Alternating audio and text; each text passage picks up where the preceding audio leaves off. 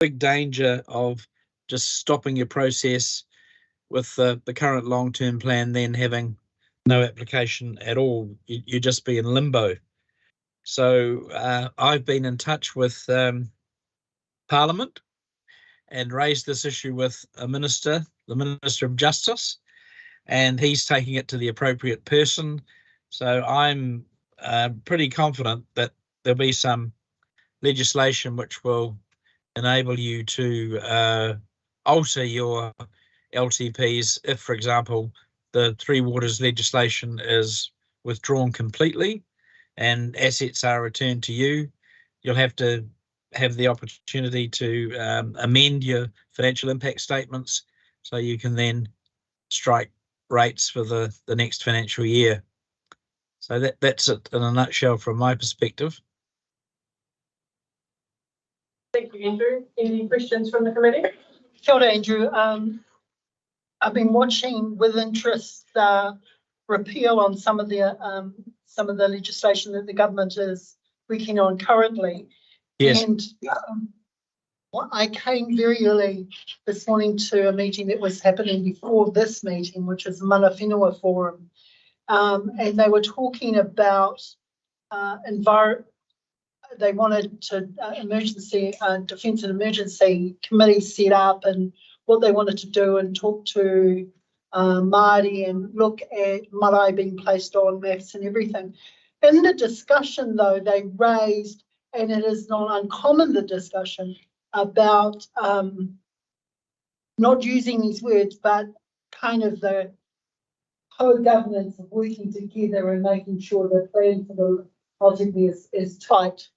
I'm afraid of what the government will do, and instead of these people to go and look at the possibility of working closely together with council, which I support wholeheartedly, and what may change in the very near future. Now, I did hear you say just keep working until something does change, but the expectations of our people and setting them up and then going through it will reinforce what they're currently marching against, which is, having some say in what happens to them.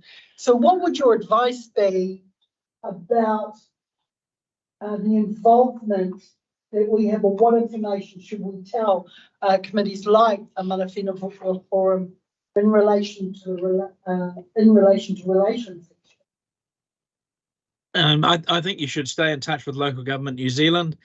They have good connections to Parliament and get your views known, particularly those of your Mana Whenua committee. All of it needs to be on the table. Gary, what do you think? Gary was in the meeting this morning. Yeah, the issues do need to be on the table, but I guess where does that role sit? For me, how does it fit in your council? Whose issues are they? Are they council's issues? Are they party issues? I think from my perspective, when there is an expectation that council will engage with Māori in relation to council decision making, that's when I think it comes on the table for council. So when you look at the LTP, it says Māori are engaged in relation to the long, that type of thing. So that's where I think it falls in terms of what that will mean for council moving forward once decisions have been made by the coalition government.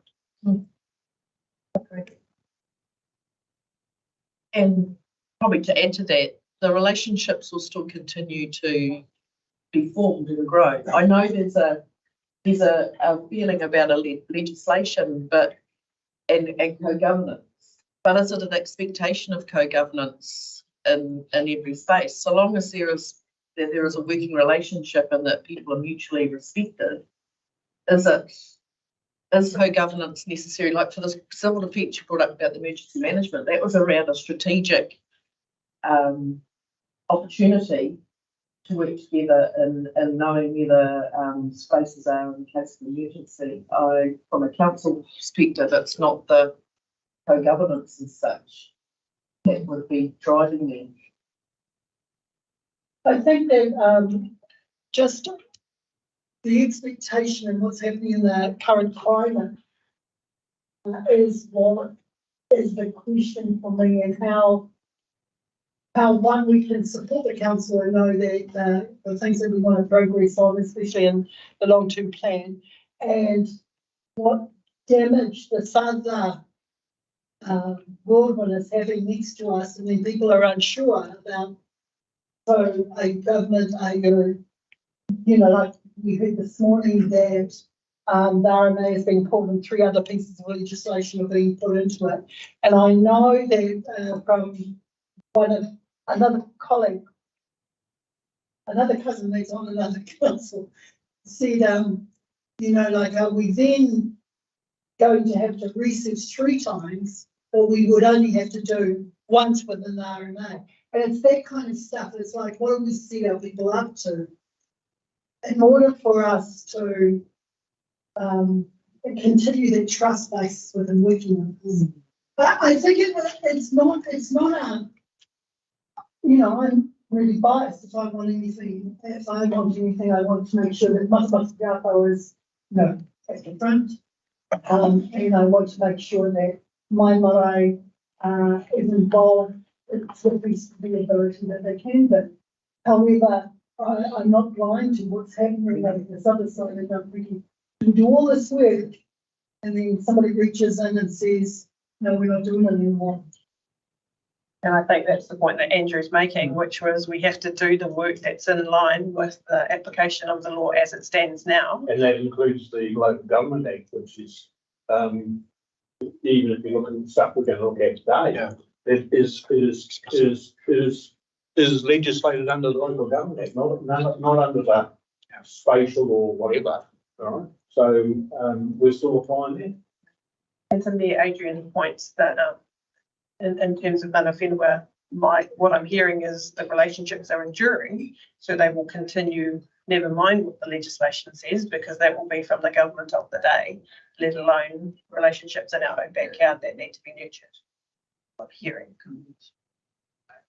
Do we have any other questions for Andrew? Oh, so just to be clear, Andrew, just you're saying that you're confident that there'll be some legislation passed.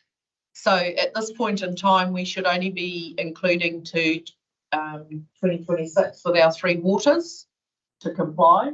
Yes. So what are the ramifications if we include it? Just to be Well, like as in a tag against our books, because we've shown that we're strategically looking forward, and that this is the work that's in front of this district, because that to me is the reason why we're including it, is because of the uncertainty, but also that we have a view of what is in the pipeline to come, regardless of who's going to be doing it. that's right. There is a strategy. Yep. Government's I don't think you need to worry about that sort of tag from audit. Yeah, so that would be, so you say on one hand we should apply it, but if we were to carry on and include it, there's no real, what are the risks? What are the kickbacks? Oh, there's no downside to including it. Yeah, I just find it, so. Yeah, I think Claudia's got her hand up there. Oh, hi, Claudia. Kia ora. Maybe just from an audit perspective, we will not know what the outcome of your opinion would be, but potentially it could be a adverse opinion or a disclaimer of some sort.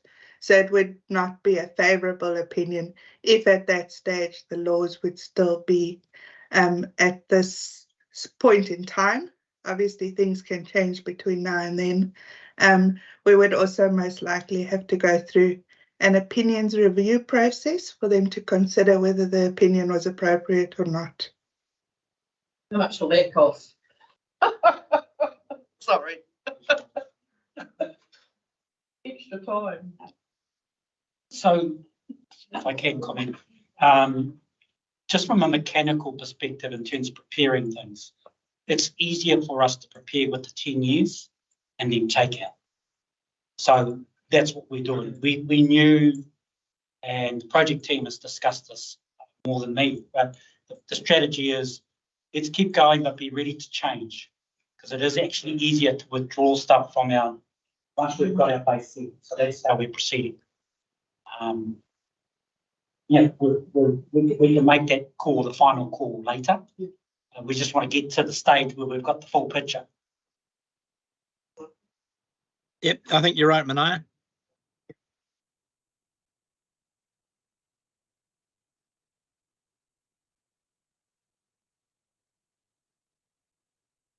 Oh, just whatever influence you have, Andrew, in getting things to give us some certainty of your connections would be helpful from a local government perspective. I'll stay in touch with the minister. Yeah, good idea. Thank you. The recommendation in front of us is for the information to be received. I'm happy to move. Can I please have a seconder? Very second. All those in favour, please say aye. Aye. Thank you, Andrew. Appreciate the update and look forward to the next one.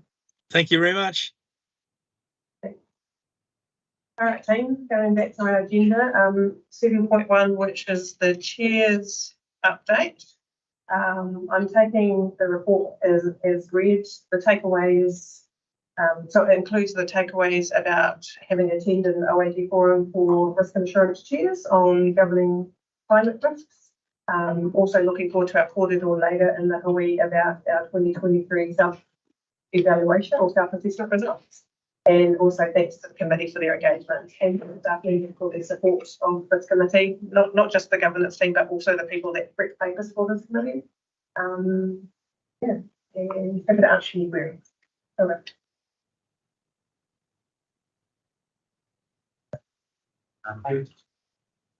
Well, maybe to second it, with just the thanks to your work, Jodie, and your commitment to be able to attend these. So they obviously like climate risk and that are very tough for you. Thank you for the last 12 months and much more to you. Thank you. They've already got locked in for the first half of the year 4 forums, and the topics haven't been decided yet, but nonetheless, we see I imagine a lot of them will be around the forums and government and that kind. And we have to move it into seconder. All those in favour, please say aye. Aye. Dates, Matamata-Piako carried. And if I didn't say 4, welcome everybody. It's our last story for the year. Yay. And on that note, item 7.3, which is our risk and assurance self-assessment for 2023. Again, I will take this as read. From my perspective, just a bit of a summary, there were 6 out of 7 members that completed the survey, which pretty much showed we were satisfied with the charter, work plan, composition, papers, timeframe and content, meeting frequency and duration, chairing, effectiveness of our committee and information sessions. Any questions? Oh, you guys really do want to get out of here. Oh, well, I think it beats that quite well, you know, like especially with the environment we're facing. Fine. Around any questions? I'm happy to move. Can I please have a second? All those in favour, please say aye. Okay. Well, mother. Excellent. 7.4. We have the LTP. So, just about on question number 3. What was the comment? Sorry, Martin? It was just a comment in relation to chair determining the risk of council papers not submitted in accordance with the work plan. So that might practically work. I think that's been resolved now because what had happened in the 2022 annual report year, 2022-2023, was that risk metrics didn't feature in that process, and so it has now been resolved. So, but thank you for pointing that out. Thank you. Yeah. Just thinking of you. Yeah, it happened to be Fire Joey and I sitting wherever we were over Easter weekend trying to connect with poor Lania. Well, I don't think it's slept today. So yeah, but I don't mean that in a horrible way. She works really hard. So that was, I hope that rounded it out to be nice. Thank you. Okay. We have item 7.4 on the agenda, which is the LTP update. Niall. It will be me. Looks like it's you. Thank you. Yeah. Thank you. It is read. This is essentially an update on my progress. This report was written. See in this agenda paper, this package of LCP guidance that we're receiving today. The program overall is a little bit behind time, I think, schedule. The next major milestone for us will be the audit, which commences on the 30th of January and runs for a 3-week period until mid-February. Noting and drawing to the committee's attention, we have proposed an additional committee meeting on the 23rd of January and a council meeting on the 24th of January. And that's to sign off the material for audit. And then you can see the various dates that run out from there in terms of public consultation. And reflected what Andrew Green just said, we are working through the current program, looking at deviated from that anyway, in terms of responding to potential reform that provides us. Yeah. Any questions? And my apologies, I've got Claudia and Renee online, so welcome, sorry, New Zealand, Mano. I didn't realise that you were coming today. Great to see you. Any questions in relation to item 7.4 on the agenda? I guess the only thing would be with obviously the lighting system is that the stuff that's orange has sort of got October, December. It will all be resolved in the next week or in January anyway. So it's tracking. It's not like it's at huge risk.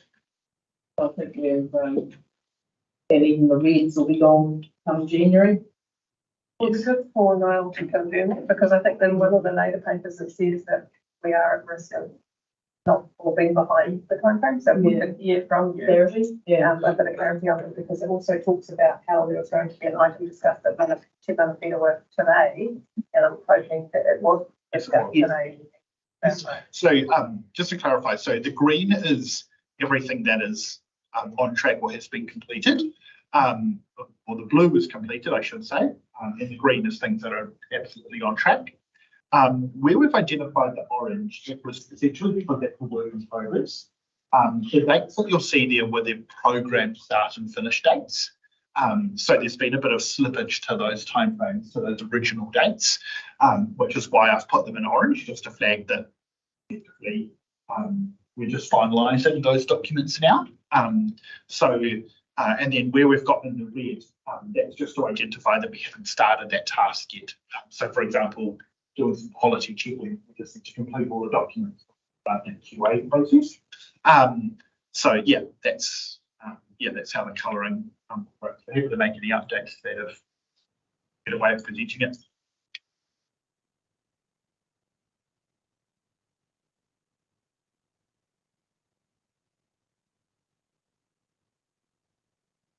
Madam Chair, just the issue that I see coming through some delayed papers, particularly around this area of stuff. Unfortunately, since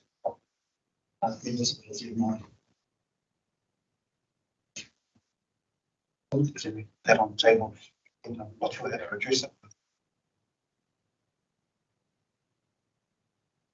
How do you see have you seen it being addressed in terms of engaging someone to get that data? Just for clarity in terms of what the expectation is. Some of the work that Hamilton's done has been to Hamilton pull that information together and have it on council's information desk for times like these.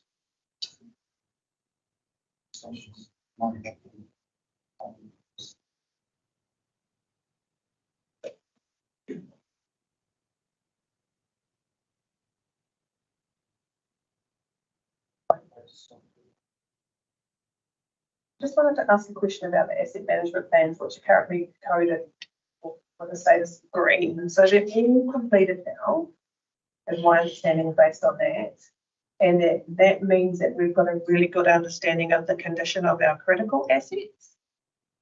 Asset management plans, if I could, actually, I just want to introduce my strategy policy manager, Susan, who's going to address us later. Asset management plans are in a continuous process of improvement. And we've certainly, the team have been very focused. It's a pillar of the planning process. It is an area that is highly scrutinised and welcomed absolutely by our board team. So we've known for some time when audit we're going to be here, so we've been gearing ourselves up for that. But yes, there will always be improvements, but we're at a state that we are ready for that audit. And of course, that trickles through into our infrastructure strategy, it trickles through into our budgets, etc. So we're as good as we can be based on the knowledge we have.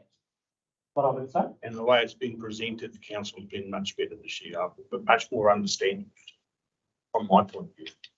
That's the people. The team have worked on Susan and her team, and Erin and her team have worked hard on trying to make this elephant digestible. Well, I don't know whether it's because I've been here a little bit longer, but whatever it is, I've got. It does help, but I'm getting much better, a much clearer understanding. But I should just reflect as if you'll see in the program, interim audit commences next week, and the focus of that, well, the focus of that audit is on the asset management plans and the infrastructure strategy, which is why the team's been really working hard to. So I just want to say this comment, I feel I'm obliged to. So they're not, I mean, the team are very professional and they have a level that they would want to achieve. And so it's not fiction, is what I'm going to say, but there is, as I said before, they're at a state that we're comfortable in being audited and to the, in terms of the information that we have available to us. Sounds like an accounting disclaimer, doesn't it? But, so the team have done well, in my opinion. And in here as well, it talks about a self-assessment, which we have not yet seen. Subsequent to preparing this report, audit provided it to us, and they have asked for that to be returned by the 22nd of December. They're working over Christmas. They may return to it in January. And I'll ask one. Oh, Sorry, Madam Chair, just come back to Niall's point earlier on, the issue there was placed before Matamata-Piako report this morning. I think I get that the Matamata-Piako forum is comfortable with where we're going in terms of this decision on writing. Orange items. My participation. So just cheers. Awesome. And so I've just got an outlier question to that.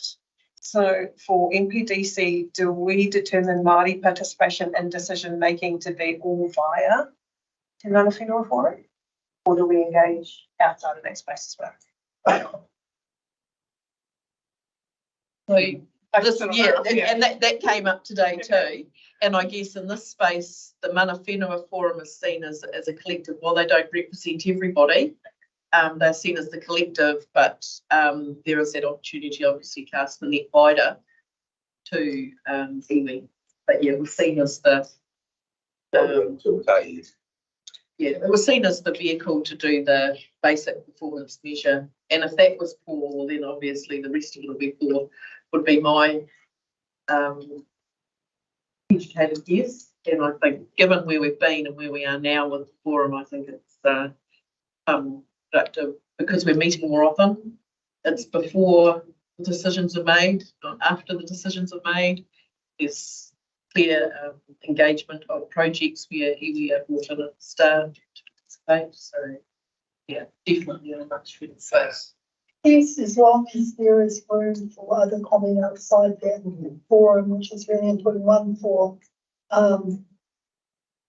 people Māori that are not from here, but the other thing from people that don't choose to participate, they won't be, you know, like the papakanga thing, if they didn't decide to go through but wanted to make their own opinion made forward, then as long as we give that avenue for other people to comment, it's okay. I understand that you would go to the forum possibly for the kind of direction and you get a certain mix. But I have been approached by other people for a number of different things, saying I don't agree with, you know, the opinion there. Can I still have opinions? Sure. So they don't agree with that Matamata-Piako. Yeah, but they're not picking the Matamata-Piako as per. They're just saying I think that I have a different opinion from that collective. Which is no different to any member of the public being part of the consultation process as individuals or whatever. Here's my thing, right? The iwi aspirations that were presented to us 6 months ago now, August, were individual iwi aspirations. They were Collective. Was individual, you would have had the iwi next to it, but that's collective, that's That was collective. That's not how I read it. Right? I read the need for each of the respective iwi here to have their own specific aspirations. There were in part of the wording.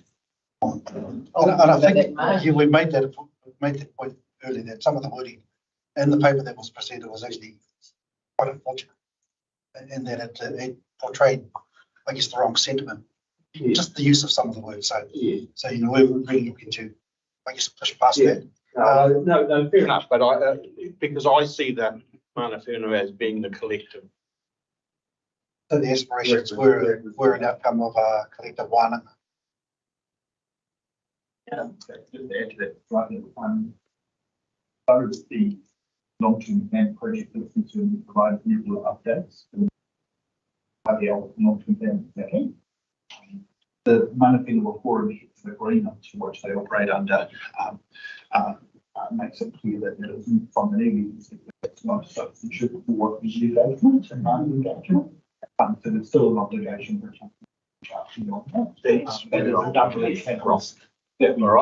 that's where I'm coming from.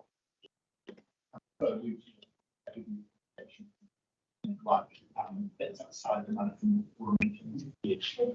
Thanks, Dave. Thanks for the clarity.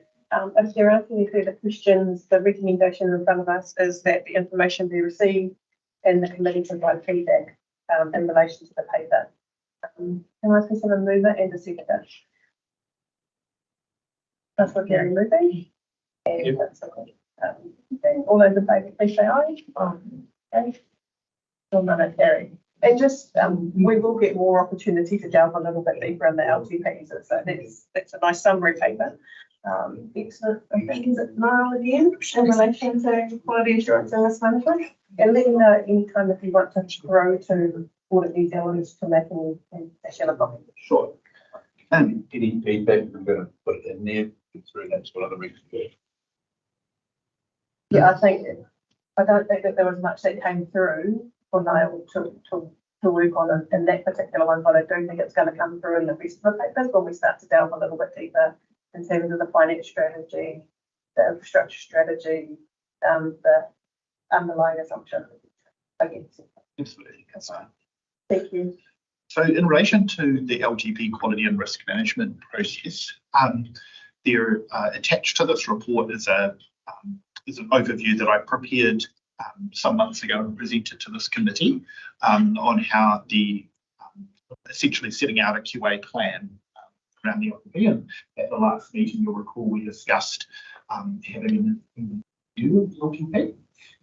So really what I wanted to do in this report is just provide that information again for reference. Essentially, As I mentioned, Audit New Zealand have now provided us with a self-assessment that we're asked to complete. Some of the sections of that will likely get from Dr. JD's chair. There are some sections to be completed there, and then we need to send it back to the Audit New Zealand team. In addition to that, we're currently working through a couple of Taitoa checklists, which check in on the health of the LTP project, and also provide a QA checklist. And that is referenced in the audit self-assessment. So they are expected to completed the Taitoa checklists.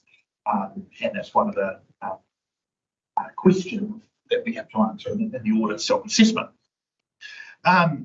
Also, you'll see in the report, I've just highlighted a couple of risks that have emerged of recent, and that really reflects the conversation that we just had with Andrew Green in terms of building water reform and the potential impact on the long-term plan.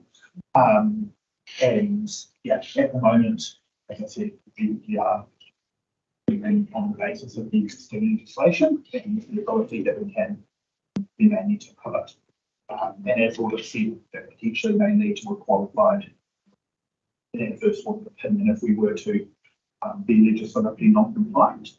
And yeah, in terms of the project delivery, that remains a risk through the process because of the range of uncertainties of the year at the moment. But there's a lot of goodwill from the project team and commitment to achieving what we need to. But I'm still confident in the dates that we need to, but I will just raise it as a continued risk. And yeah, so should take any questions from there. Procedural or just understanding, when you get to page 25, and it's residual rating, H, V, H, and E, is that E essentials? That would be extreme. Extreme. H is high, very high. I didn't quite know what E was.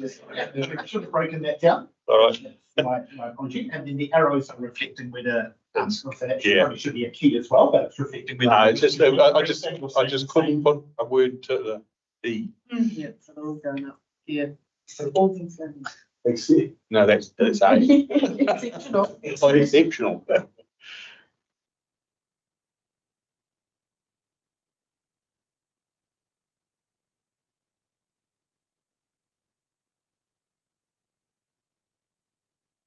Now we have the Taitoa checklists. Is that, do you have a council login that enables you to go in and see the most up-to-date checklist? Because when I looked online for them, the only one I could find was 2011, it was been through the LTP, I think it was. But I'm guessing when you've got the login, there are way better checklists. Yep, so there's two checklists. One is the as you'll see on page 24, one is the health check, and that's for council to give itself an assessment of how we're progressing. And then there's the quality assurance checklist, which is effectively, have we covered everything we need to? Have we included all the relevant material? And we're working through both of those at the moment. And yes, it is through a login on the Taitoa website, and then there's a portal where we can extract the latest checklists. They update those every LTP round to make sure that it's covering off the relevant legislation and everything. So if you have that checklist, right, and that was checklist, which should cover everything. Why did we need that to have an independent review? If you've gone through that checklist and said you've covered it, I'm just wondering why we double, triple, yeah. It's just that's how I saw it. I think the key was independent, and so from the legislative perspective, we will be, well, I'm pretty sure what New Zealand was saying, that they have legislation that says that You should have. across organisations that receive ultimately public funding. Well, New Zealand answer that one, but that would be my sense of it, is the key is that word independent. I guess we're saving money by making sure it's all ready to go by the time it goes.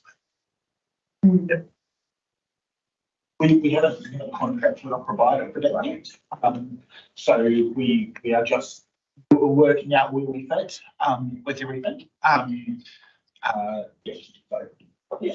The cheapest, but well, you know, I could come an independent. There'd be a conflict of interest. Yes. I'm just going to put on the table from what I've heard. So am I getting the sense that council is going to put in a LTP that is reflective of waters staying in council? From here? Well, I think preparing our budgets, etc., with that scenario, knowing that, as Niall mentioned, we might take them out because that's the best decision. We've got a full picture, and it's easier to have the full picture and then take stuff out and to go the other way. So that's, yeah, I mean, there's still some discussions to happen, but that's what we're preparing at the moment. And that's, I probably intimated we were keeping it in, and at this point in time, but it sounds like there might be some legislation that sorts it anyway, so it works that out. But like, I think from a council perspective, we haven't discussed it really to say what Manai's just said is that it's easy to take it out. So it will be taken out. Easier, can I say? Yeah. It's easier. Yeah. Not easy, but it's easier. And potentially, I mean, we would need to talk about this as a team. Potentially, that might be something that, you know, a little bit later before the audit opinion is issued, if we have legislation change, so that you don't compromise, you know, the audit opinion, but just work through that. Which was interesting is what Andrew said, so the one comment you said apply the law, and the other comment was that he agreed with what Manai said, which was in my mind not apply the law. But it is from an audit perspective, doing it to meet the audit. Yeah, look, my own view on this is I think we're doing the right thing by getting the whole picture together. When I say it's easier to do it that way and then take out, I've noticed part of our audience is Lania, they want to do it. And from a mechanical perspective, that's an easy way to do it. But I do think we have to, and you raised the question last week, Mayor Adrian, let's just be clear about the legal situation. So the legal ramifications, as I understand it, are potentially a tag on our LTP. That's not the end of the world. So it's a way up thing that we have to, as Niall said, we have to, as a project team, I think, reflect on, and as a council. So we're kind of, as I like the word that Niall used, we said we're positioning ourselves so that we can go either way. Pivot, I think is the word he used, and that's.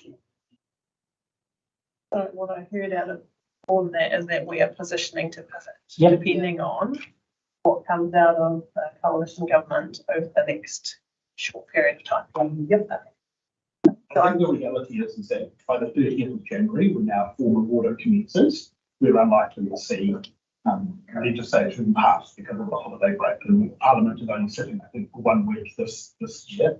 So it wouldn't be the time for that legislative process to occur. As we get further into February and March, we potentially may see some legislative change that we need to go through. So I think, yeah, we're just trying to set ourselves up to be able to go where we need. Yeah. Any other questions on this particular? Yes. I would just point out to the committee, this is a very much a live discussion within the sector, and as Andrew said, there was a number of discussions going on, and you may have seen media reports, so the neighbouring council of Western Bay have opted to defer their long-term plan by a number of months, with the view that would allow them provide an option for more certainty. That does come with the consequence of the inability to strike rates. But they've accepted that, and other councils are taking different positions. So yeah, I think that's very much councils are in the way for this. And I think it would be another remiss of us not to mention that the overall project is behind schedule. So we acknowledge that, but we're comfortable based on your update that we should ultimately reach the targets that we need to. So it's good to see. Yeah, it may not be as tidy and as ordered as we know, but I think we are. Yeah, we would get it. And I should comment, and I would comment when I talk about financial strategy. One of the repercussions of that is that the quality of information, for example, that we provided to this committee and to council isn't at the standard that I would want to myself. I'm talking about what I do myself. I think our team have worked really, really well. But one of my managers said, I'm quite embarrassed about what we put up. I said, look, this is where we are, let's be honest. But the professionalism of our staff is such that they don't like being in this position. And so, as I say, that there have been ramifications, and there is an apology due to the committee and council that we haven't had it. And I'm not talking about Niall and Co, talking about more my end of the budget side of things, and not where we want to be. So that is regretted. We would like to have had the picture more complete for ourselves and government. To be fair, I think a lot of that would have been outside of your team's control because of all the different stuff that's coming in. So we acknowledge what you're saying, but also acknowledge it's a tough time. There's a lot that's going on in that space. So thank you. Well, I had a question in relation to the QA document. It's on page, and I think it's the what you were talking about for page 33, and it talks about taking a stand or doing a stand back test. So under I. So it talks about that role could sit with the council risk manager. Yes. So when this document was prepared, I think late 2022, we haven't updated it, which is why it's still just identified as a working draft. Yeah, that was a. Is that still the intention though? Because it seems like a lot in that particular person to have for them to be a stand back for an entire county business. I think I'm not sure that the time now that we have some things would allow that. Potentially that's something that we could look to do potentially during the consultation period or something like that before we finally sign off the long-term plan. Yeah, but no, I haven't explored that any further. So I wasn't necessarily advocating, I was just concerned that I didn't think that happened within the time frame. And so to your earlier point, based on what we're talking about in the October OE about an external resource that would come in and do that type test. How is that happening? So we were looking to, if we do proceed with that, we'd be looking to do that in mid-January, so before the audit. That person is indicated it will take a couple of days to do the work and provide a report, and potentially that person reviewer provide an update to the committee on the 23rd of January, which is just before the audit is done. So. Yeah, not sure, but it's a little bit of a fluid situation. We're just trying to work out, is that going to be of value at that point? Do we have time? But we also don't want to, we want to make sure that we're ready for someone to be able to view those documents. And then I guess that page 39 of the papers, it talks about in section 54, having the right debate with the community. So I just asked me a question in terms of elected members, what is the expectation of them being out in the community and having LGP discussions, especially when you balance a lot of the health and safety issues that are raised around aggressive behaviour. Our expectations, is up there. Yes. To extent.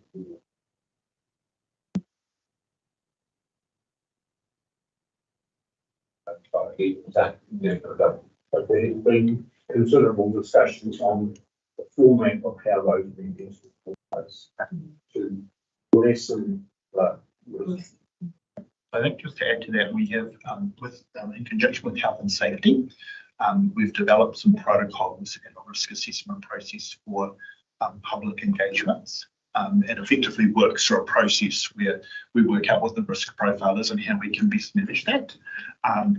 So in relation to the formal consultation, which is effectively what we're talking about on page 39, we will be talking to council in February about that sort of formal public consultation that will start in mid-March. So yeah, we'll be reflecting on that then, and the extent to which it means kind of a face-to-face engagement or what kind of tools it is. We are definitely building our capability in the digital space and what we can do around, for example, online budgeting tools and things like that to really engage the community that way. So yeah, definitely be an online campaign to drive submissions and public feedback. And I've just got one last question thing. It's page 35, paragraph 21. It says that highly significant risks will also be reported and followed up by council via the council-wide top risk register. So how does this committee get transparency of that risk register? I don't know what it looks like. That might be more of a question for Leslie. Okay. That's when she comes on. Awesome. Excellent. We'll take that on the risk report later. So thank you. If you're comfortable with that. Yeah. I don't see any other questions, so we'll go back to the recommendations. And can I please have a mover and a seconder? By Joanne is moving and Claire Adrian is seconding for the information to be received and feedback provided. All those in favour, please say aye. Okay. The next one is 7.6, which is the LTP draft revenue and financing policy. Either Lania or yes. Lania. Hi everyone. How are we going over there? Good. Right, so today the revenue and financing policy is obviously it's our core policy for determining how we intend to fund our activities going forward.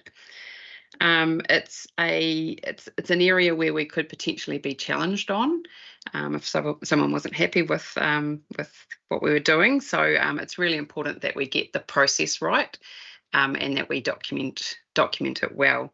So that's probably what I wanted to focus more on today is the process that we have been through. And obviously we're still drafting the policy, so we need to make sure we've got how we've documented it part right, but that's still to come really.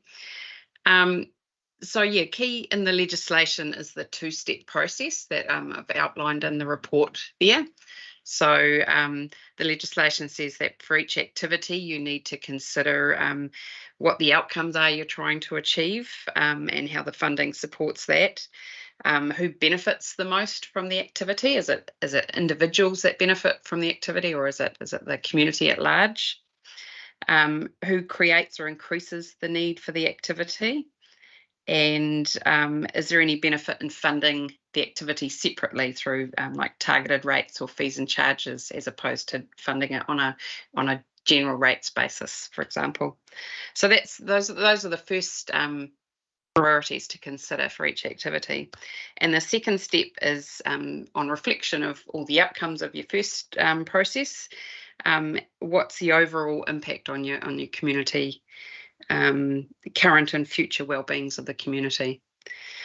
And does it sort of change what you came up with after you went through step one? I guess it's another important aspect. So our process to date, we've had a number of workshops with council specifically on the revenue and financing policy. We've also been through the rating structure, and we've had some workshops on fees and charges. So all of these workshops inform and feed into the review of this policy. And it's definitely an iterative process. It's not something you can do in one hit. It's something you have to keep coming back to. So we looked at the revenue and financing policy, and we went through each activity separately, looking at the step 1 and step 2 considerations with council.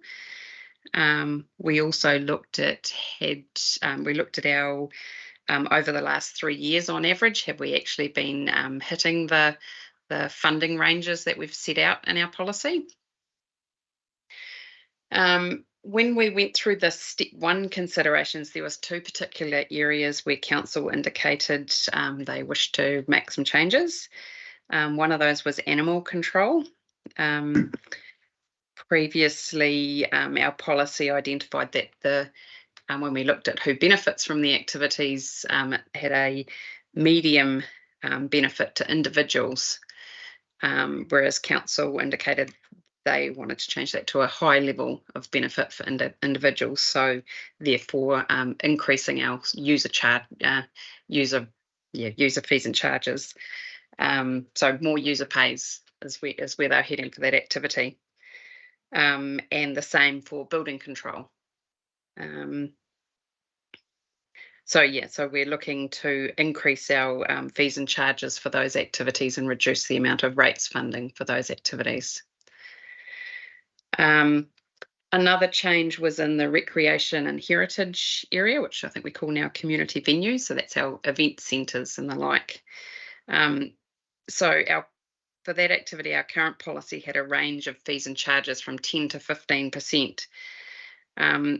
Over the last 5 or 6 years, there's been a lot of changes in that area. We've got new facilities, and there's also been a lot of investment in sort of promoting and making spaces available. We were actually, when we look back at our last 3 years, we're actually achieving over 20%. So we're above the ranges that we'd set out in our policy. And on top of that, there was also a general feeling that what we're charging for our facilities was quite low compared to what other facilities charge. So when we look back at our step 1 and 2 considerations, they actually didn't change from what we had, but the range that we had really didn't sort of fit with our considerations. So we're looking at increasing that range to 20 to 40%, but not actually changing our considerations from our policy, if that makes sense. And another area of change is in the library.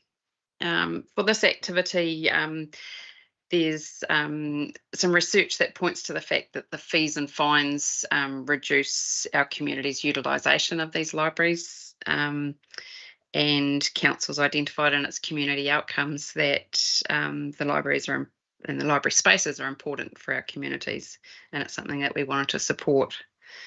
So even though our step 1 considerations point to the fact that there's a high level of individual benefit from this activity, and if people aren't returning their books, then it increases costs for the activity. But when we stand back and look at it overall, the community outcomes that council's wanting to achieve sort of overrides our step 1 consideration. So we are we've actually reduced our expectations of fees and charges from the libraries, taking away fines and the like. Good examples of how our step 2, our 2-step process is been sort of followed in action. And another area that might require a bit more work yet is in cemeteries. In the step 1 considerations, nothing really changed, but in that area we've had higher costs over the years, so we're not actually meeting the ranges that we had in our policy.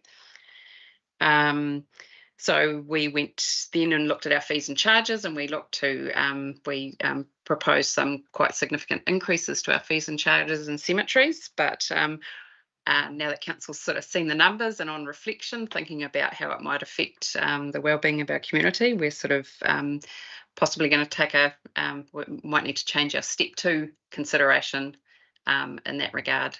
And so that's sort of something that's still in progress.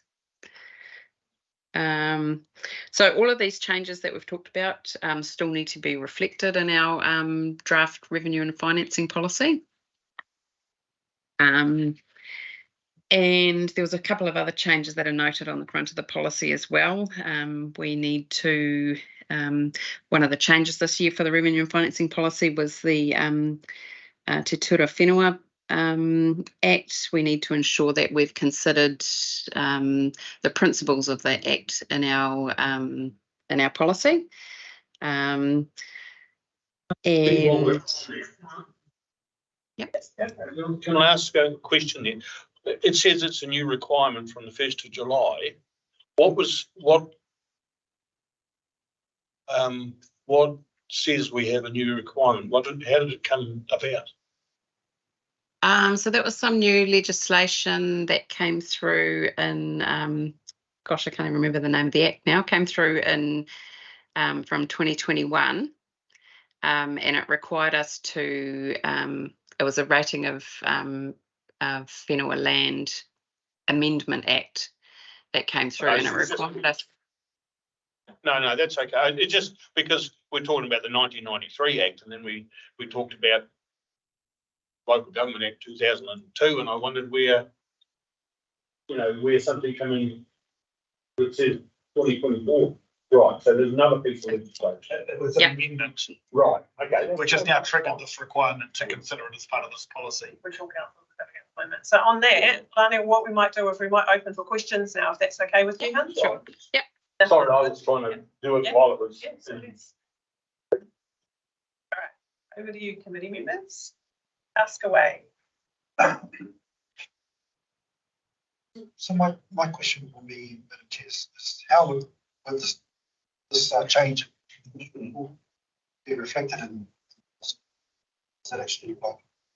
Right, I think Lani is ready for that question, which was it, if you didn't hear it, in relation to the new requirements effective 1st of July 2024.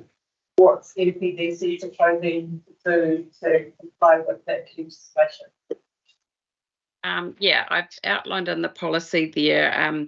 There was some legal guidance that Taitura published that a practical way to capture that information is that it becomes part of our step 2 considerations. So when council's considering the overall impact of any of our funding decisions, that we should be thinking about that at the same time. And the other area is that we have a remissions policy for Māori freehold land that we can point to as well. And what's the process or the trajectory for that until the 1st of July 2024 coming in? So at the moment we've got legal guidance that says to do a particular thing, but we haven't necessarily stated that we're actually going to do those things. Or are you saying we will do those things? So when we went through the step 2, the step processes, that was something that was it was discussed as something we needed to be considering as part of the process. There wasn't anything specific as we were going through that popped out of that process, to be fair. But it's something when council's reviewing the draft policy, they could be considering that again. Is there anything that we've missed or they want to relook at in that process? So I'm hearing that, and having received the policy now, the draft of the policy, now's the time to make a comment in relation to whether there's a level of comfort with following that legal guidance. I'm looking at Matamata-Piako. Gary. So perhaps might be useful if there are, because we know that there are pockets of land, owned land, that are not in any economic use. And we know that those properties that we currently remit rates on those properties. Whereas we also know that there are other properties, but majority of Māori owned land in our district is actually in economic use. So if there are pockets of land that fall in between those two, then we could look at what what the implications might be. You know, there might be a change of use or something proposed that we can reflect on in terms of our policy. So that's just an example of what we could be drilling down into. Does that go through to Whenua? It would do, if that issue was, yeah, absolutely. So there are a number of building rights through council that determine what happens currently on mining land, and in fact general land. So just thinking of general land be covered by, because probably not in the under the Criminal and Mining Act, and what times converted back to general land. So that's the question, I guess, is would those types of council policies be reviewed against what the spikes say? Because we don't get the opportunity to have any more than one house on general land. You know, and if it's done economical, all you can do is grow potatoes on it and potatoes. Yeah, so. Pardon? So it's all land that's just general land, that's the same for everybody.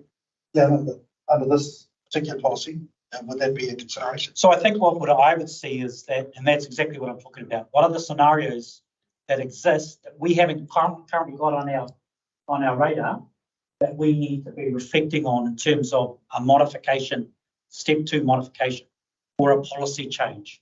Absolutely. Wherever that is. And so the first thing we'd want to be able to do is get a layman's interpretation of this legalese in this, because you know I read it 3 or 4 times, and you know I thought, yeah, that's it's gobbledygook, all right, in anyone's language, all right. So it would be good to have a layman's interpretation of what that means and some practical examples of how it would be applied, and then we can understand. Otherwise, you just look at that and think, what the hell? That's it. We're in.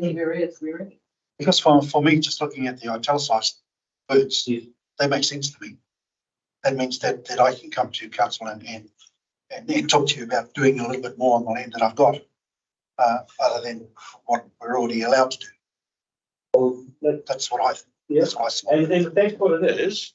That's what it is. And then some examples of how you would like to apply that, and then see how it can be applied from a rating purpose. That's how the policy evolves. So at the time of the discussion on the stage 2 position, there was no identified at that stage scenarios that we could, but that doesn't mean to say that we can't. But there probably were some that actually, there were some that actually initiated this in the first place.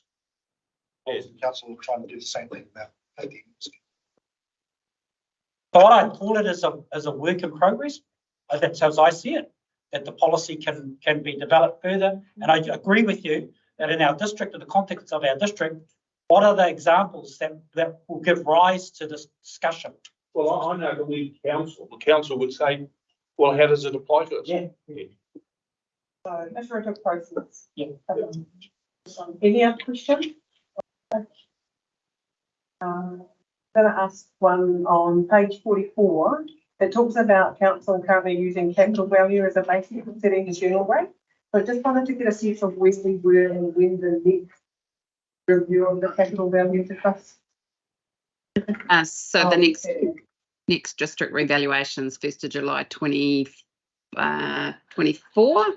So it will apply from the 25-26 rating year. That's what I was asking. Okay. Sorry, just a question. In the plan change 54, there's a requirement for new public hiring to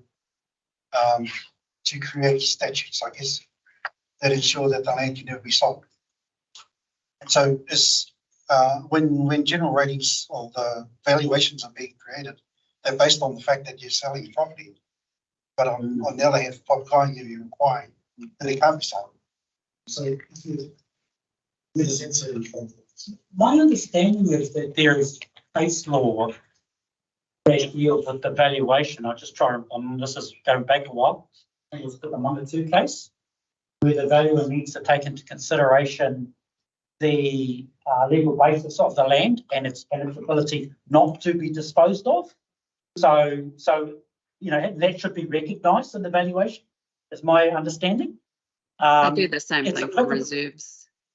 Yeah, my understanding also is that its applicability to date has not necessarily as triggered, but I think it's a good example of potentially where we would flag up to our valuers. This is, and actually they ask us anyway, don't they, Lani? They come and say, what's changing in your district that we need to be aware of might affect valuation. And that's a classic example of one I think that we would flag up to them. Sure.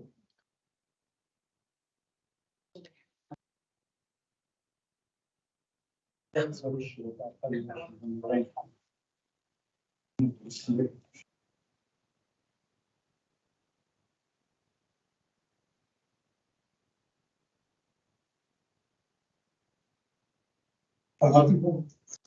it's memory, that's my memory, might be bad. No, you're not.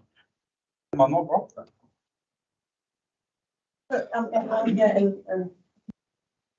Well, I hope it's Lania. In terms of the funding, then for CapEx, it would be via debt or the use of accumulated depreciation reserves. Absolutely. Yeah. Unless there's a capital contribution from a development contribution, for example, yes, for growth. So therefore no change to what we had been doing previously. That's right.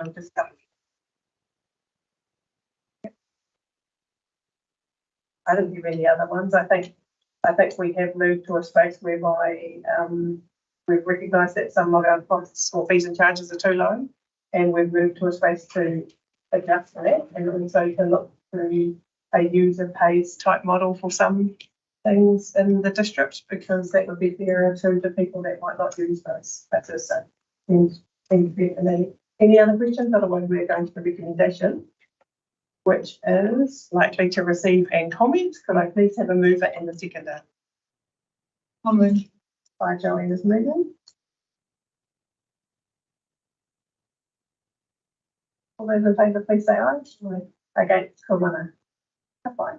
Now we're on 7.7, which is, what do you know, the LTP, the review of the draft financial strategy. Yes, I'll speak to this one. Firstly, thank Noel for writing the report. Very good report, Noel.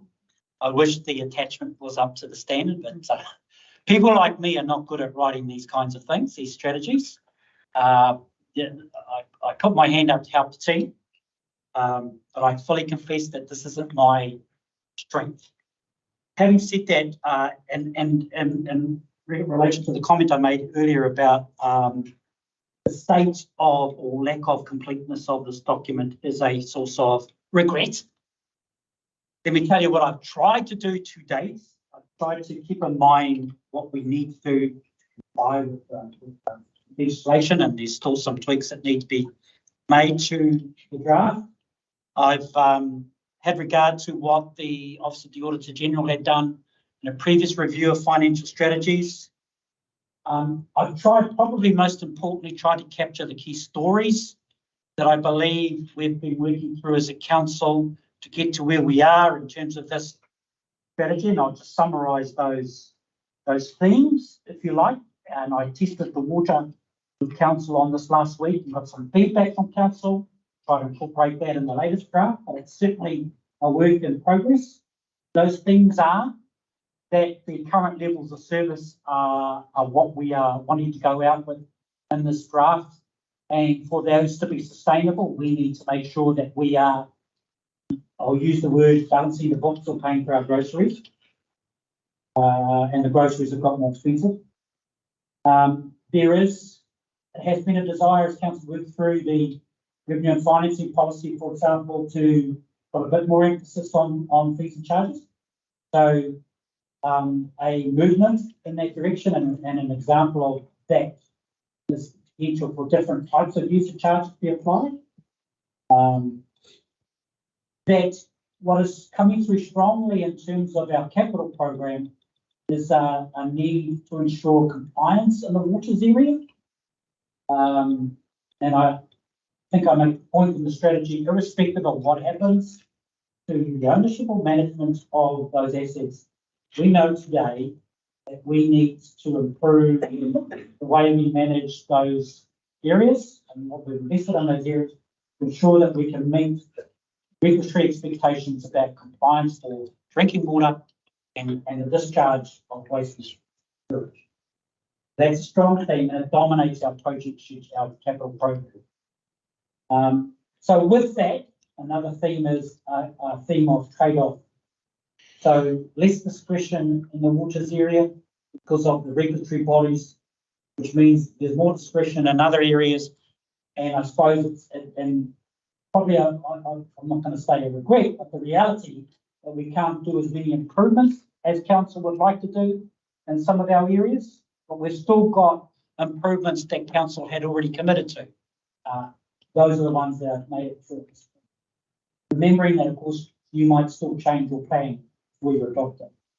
And the last, so the trade-off is one of the things, probably the last thing that I've tried to capture is the approach, is that we are trying some different approaches to make our rates, smooth our rates movements. I made reference to an example of the desludging. So, and writing this, to be honest, can I just say, I was reflecting on it before I came down here, and I thought it's like I'm writing a movie trailer and I haven't got any movie. And I'm trying to tell you that these are the key things out of this movie. But I actually need to look at the financials to make sure that this stacks up, and the financials will be in their complete form, hopefully by the end of this week, so that I can start sense testing this. A big issue for us, other than the compliance, is the cohesiveness of the story and the strategy. So I've had the benefit of Susan's infrastructure strategy, which I've been looking at as I've gone along, and that's been great. Our comms team, the Cochrane, has been looking over all three of them. We've got to be cohesive in our story, and with these three key documents. My regret is that it isn't as advanced as I would like it to have been.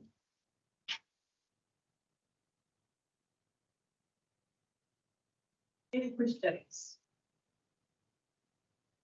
Just in case if we're still on 7.7, so it's the draft financial strategy.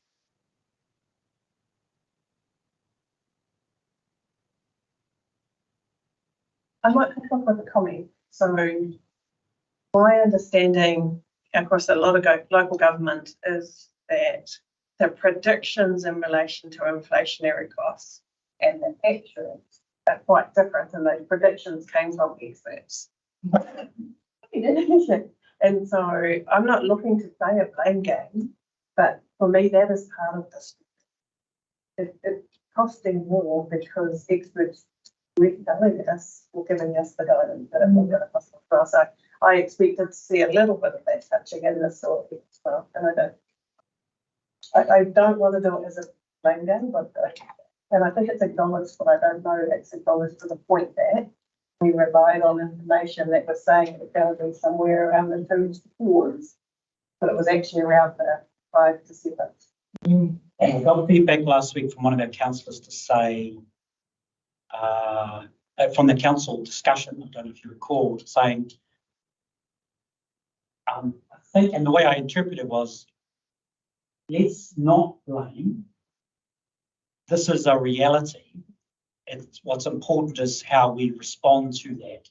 And I think somebody said to me, I think one of the other councillors said, will these figures be right? And they knew the answer to this. And I said, no, they won't. No, they won't. So it's the direction. So any feedback that you have about that, I really would have some good feedback from council last week. Well, I wasn't there, but I'm pleased to hear that that's what the outcome was, because we don't want to be looking to throw the blame somewhere else. We want to just say this is the reality. Yeah. So thank you. I couldn't emphasise it more. Yeah. Or for me, it's not. I think you've talked about it's not just us; it's everybody. But to a certain extent, I felt like it was beyond our control. Yes. And in some respects, it's circumstances or out of our control in some ways. But again, that's sort of trying to pass the buck a little bit that it wasn't our fault, but you know, we used the best the information that we had at the time. You can't predict some of the things that you like, don't know what will come. You know, it's thinking, oh, we're only gets the information in front of us and what, you know, your expert opinion watching, having gone through stuff as if we're only thinking, well, you know, we're not predicting the use, but it's, you know, We're the middleman in a lot of this. Yeah. We're a user who's passing on our own, on our costs, so we're at the bottom end of the food chain, not the top. So thank you, and that's a very important point, and I know Noel alluded to this in the introduction. So one of the things we're looking at was raised by one of the councillors about exactly this point, about the degree of control you have, and one of the things we're looking at in terms of our benchmarks is potentially separating a water and waste benchmark from the rest to try, and we don't know how that's going to look actually, so that's a concept to try and reflect the relative level of control that council has. So that you are, as you say, directed by regulators to do things, and you really don't have much choice in that regard, other than to not comply with the law, which is not really a choice. So that's one of the things that I still have to model and see how it looks, but it isn't that theme of where is your discretion? Sorry, I follow where you come from. So will that be able to say in that we can't control this, and this is affecting us by a certain percentage, and these are things we can control, and that's what we were thinking was, if we look at what's happened to our costs in the last few years, as you know, water and wastewater have been going like that. You know that our capital program is the same, and so that's been driven by compliance. So what we're thinking of doing is, why have a limit of X when you can't control a chunk of that? Why don't we have two limits? X and Y. Y being the waters, and the other one being the one that you theoretically have more control and discretion on. That's what we're trying. May not work.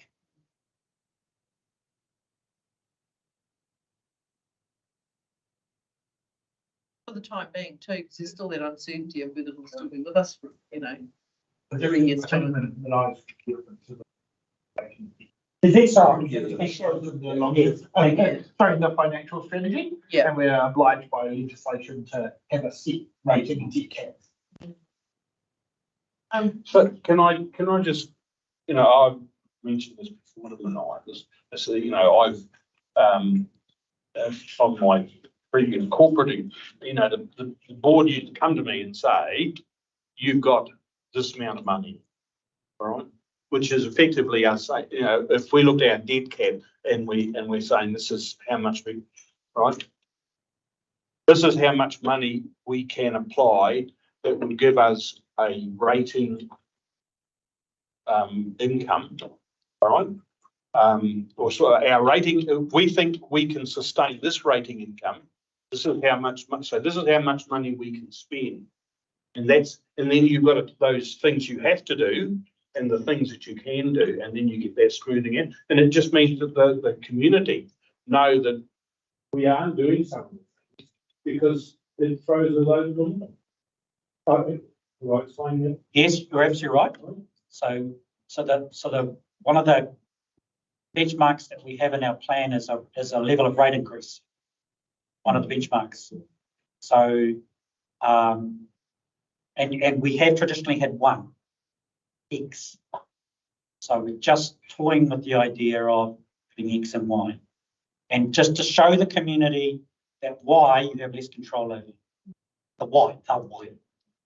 That's all. And as all I'm saying is that was just a concept to reflect feedback we'd had from the council about the fact that you are takers in some cases in terms of regulation. Where I really the long-term plan frustrates me is that we factor in the projects that the nice to have projects, all right, are in, and I reckon they should be in a bucket. Well, the bucket is so big, and these are the things that are in that bucket, and you pick out of there because those priorities change all the time. That's where I have trouble with the long-term plan, because we say, oh, we'd like, why don't we do this? We can't, because it's not in the long-term. How often do we have to make decisions like that? Sorry? How often do we have to make decisions like that? Exactly that thing. What gets left off because we have to do that? Your bucket is in your long-term plan in a value, but your projects are really looked at on an annual, more of an annualized, fluid, yeah. And you review that on an annual basis. Anyway, that's my thing. Well, what I would say to Te Mana, it's your plan. It's the beauty of both of them. That says in the report though, many councils are doing multiple limits. We're not the only ones considering this. And it makes sense to me. However, the limit is expressed as something that would be board interest. Yeah. I was quite interested, like in the document about the issues and opportunities in the other districts, heavily dominated by ag. And I was wondering, we've got a growing population that actually aren't involved in ag. They're actually working in Hamilton and Tauranga. We're not really reflecting the change in our communities either. Perhaps is that again and I guess again back to the Māori side of things, whether there was the whakatainga that we're looking forward. I don't know. I don't know whether it's a mention that needs to be made, but our communities are changing from the traditional farming. Elsewhere in the long-term plan, speak out with a lot of rural confidence. Yeah. On like our changing demographics, That's right. But that doesn't matter so much. And it really to set the scene all of the strategies within the agency, our community. Yes, and of course in the household numbers changing. So the only other question, so the only other thing I had was around the targeted average rate of return on cash treasury investments of 2.24% over the 10 years of this LTV. So I've got to confess, there are sections I decided not to rewrite, and there are sections I rewrote. That stuff right at the end. Yeah, right at the end, I said, right, I'm just pasting that in. Got to come back to that. Sorry, Manila. No, that's fine. And because my question was, this is too conservative. Yeah. No, you're absolutely right. Thank you. Awesome. Oh, Yeah, exactly. Yeah, no, that answers my questions. Yeah, thank you.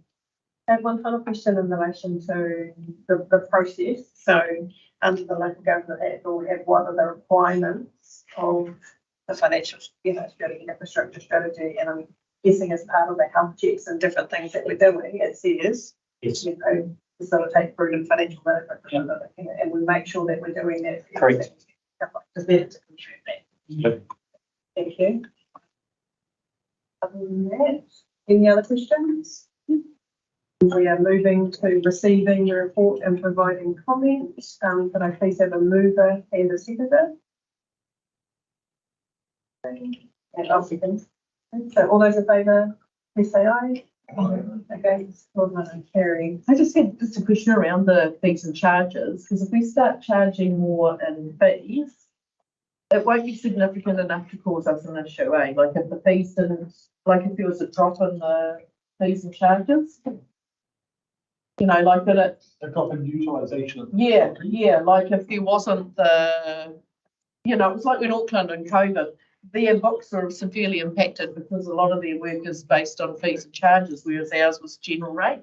So I guess it creates a little bit of uncertainty around sales, you could say. Fees and charges you could regard as sales that are, But I don't think it'll be that significant for what we do though, because it's been fairly consistent. Putting the limits that we want to get out of it, the percentages we want to get out of it, so it would have a bigger impact than it would previously, probably. Yeah. Yes. But still, It'd be really interesting to see. it'd probably 7-figure sort of scenario, but that's kind of the max. Yeah. So there are risks there. You're absolutely right.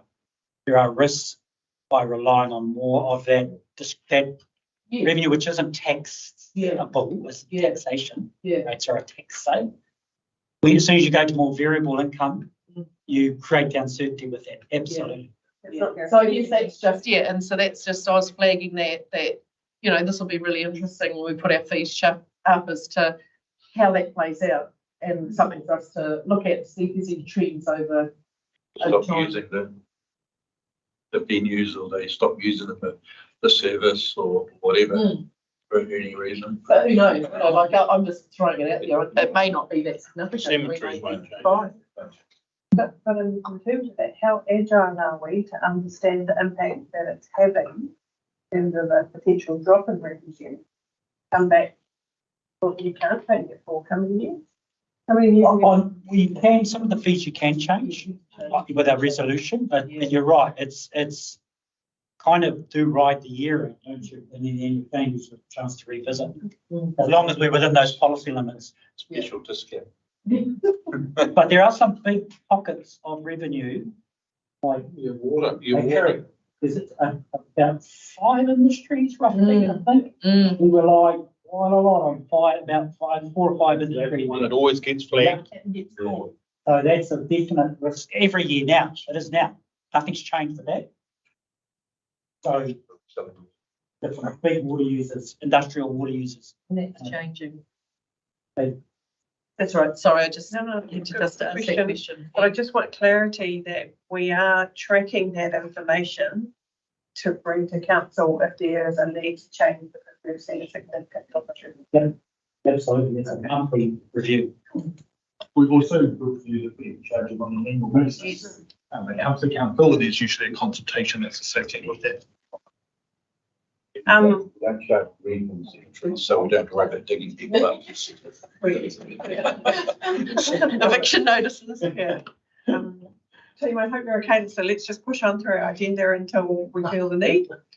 So we're at item 7.8. We have the LTP again, and we're looking at the draft infrastructure strategy. Introduce Susan Cancock. I think this is Susan's first time this meeting. Yeah, I've got the infrastructure strategy and the draft version of it as well.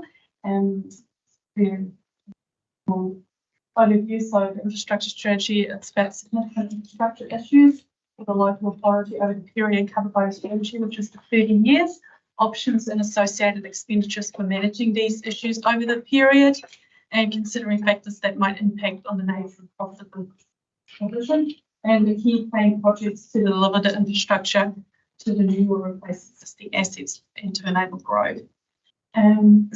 What we did for the infrastructure strategy is we started off with the 2021 version and didn't think the layout was too bad, but we did actually get a review, like a gap analysis done, whether we could do anything major that we missed or what we could improve it further. And that highlights that we could probably capture a little bit more around the risk management, including the critical assets, and ownership of that across the assets. And also the same thing for that level of service, to give that overview and just to add in the more of a financial summary at the end as well. And so I did forget to mention that we have included rubbish and recycling as well. Strategy, as Mania said, is really trying to align the financial strategy with the infrastructure strategy and our consultation documents as well. They've seen the same key strategic drivers as last time. Accountability is a real key consideration that you need to think about, and also the legal delivery. It's not only not having the money, but it's also about being able to deliver what we say we're going to be able to deliver once that in the operating environment. Strategy outlines our proposed responses as well. Only things I had we leave that probably need to be updated. It's just entering all once we've got the final financials, is entering all the graphs and just double check the financials and just the options as well as the issues and the options, just conferring some of those financials associated with that have been checked as well. Excellent. Over to you, committee members. And just from a breaks perspective, we'll have a break after we've gone through the LTP performance measures for infrastructure assets, if that's okay. So hopefully that will be at about 3:25. So I've just got a couple just with the key capital projects, just the listing there. With the stadium still listed as 2 million, should that be 3? No, but they Latest version, yeah. And the same with the resource recovery centre, is that not going to be more than 5.5 million? that was identified as that first stage. First stage. We'll have more. Yeah, that's right. Information after that. Clarification of the Morrinsville Civic Centre upgrade, I presume that is that the event centre? Yeah. No, the civic centre. On the office, right, the office and library. Perfect, thank you. Close it there.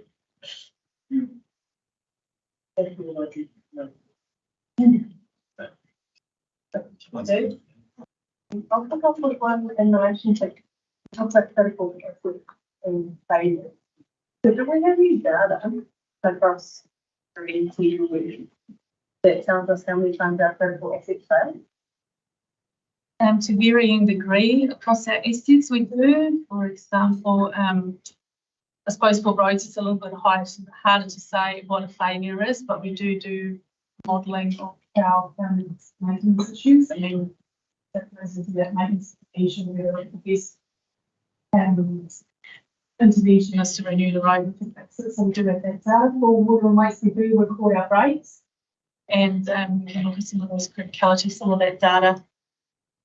We've got it. It's not as 100%, but we do have quite a couple of data and about high breakages. Capture that.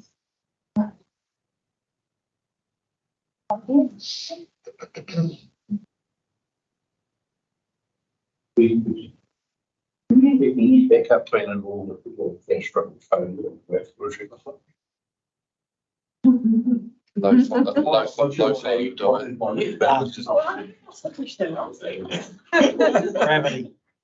Gravity. Go visit someone, go visit your neighbours. I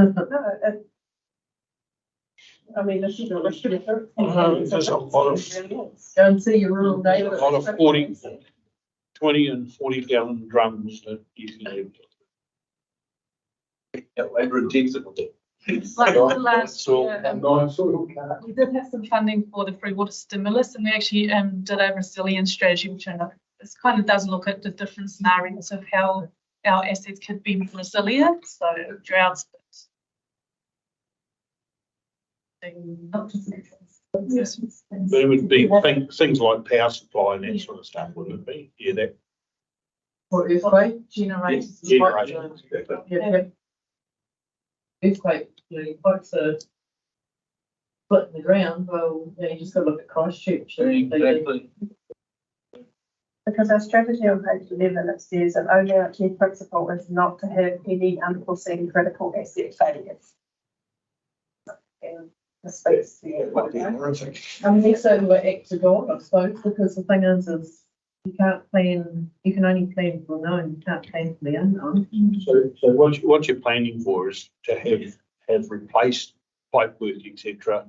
before it breaks. Right. Fails. But a catastrophic in the form of an event you just can't. That's the Yeah, Christchurch didn't have, $300 million sitting there just to do a new waste. in my opinion, the public would be more forgiving for an event, but not for something that we could have foreseen and done something about.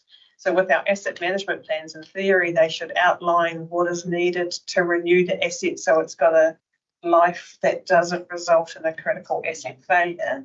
And I guess the question that we're asking is, at what level of assurance do we have that our critical assets won't fail to the extent that it will be front page news? So the reality is we've done some work, and there's been done some work that's been done across the Waikato, which identified, for example, we're doing our insurance work.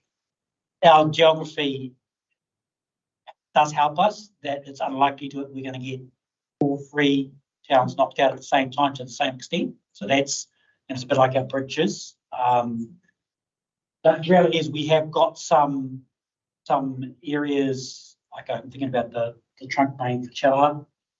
That would be, there was an earthquake and that main trunk failed. That's a major issue for us. We know that we've got issues with our main trunk water mains. We're getting more resilience there because we've got alternative sources. We're not as reliant on, for example, the mines or the dam. But there's a lot more modelling we could do in that area, to be fair. It's kind of one of those progressive things. And as you quite rightly said, Jim, our focus has been on good asset management practices to make sure that we are looking at those critical assets and trying to predict and rechecking on some of those critical assets, having them under a monitoring regime. Main trunk, classic example. But the scenario, we could do a lot more in scenario planning. I mean, I think the flood and modelling that's going to be done across some of it, all of our main towns, it's going to be very useful for us to identify what kind is going to happen there under certain scenarios in terms of pump stations and the like. So our knowledge will, I made the point before when I was talking about our asset management and critical assets. Our state of knowledge is where it is. We would like it to be better, and that'll be a continuous improvement process. So according to this list, either Matamata waste treatment plant is in real trouble or it's next to have the next upgrade, according to just the value of what you say. But that's also a consent on water quality. Its current one doesn't pass muster in today's times. Consent is due for renewal, so maybe she's certainly at meeting to improve quality drinking water. Ethics charges fine.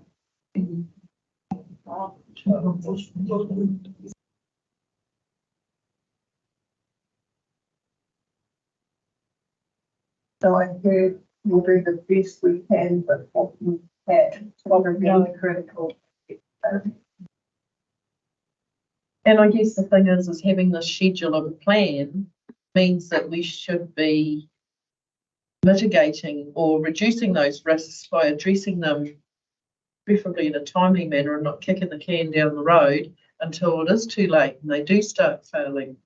So an example of where we're dealing with an issue which will give us capacity is the desludge.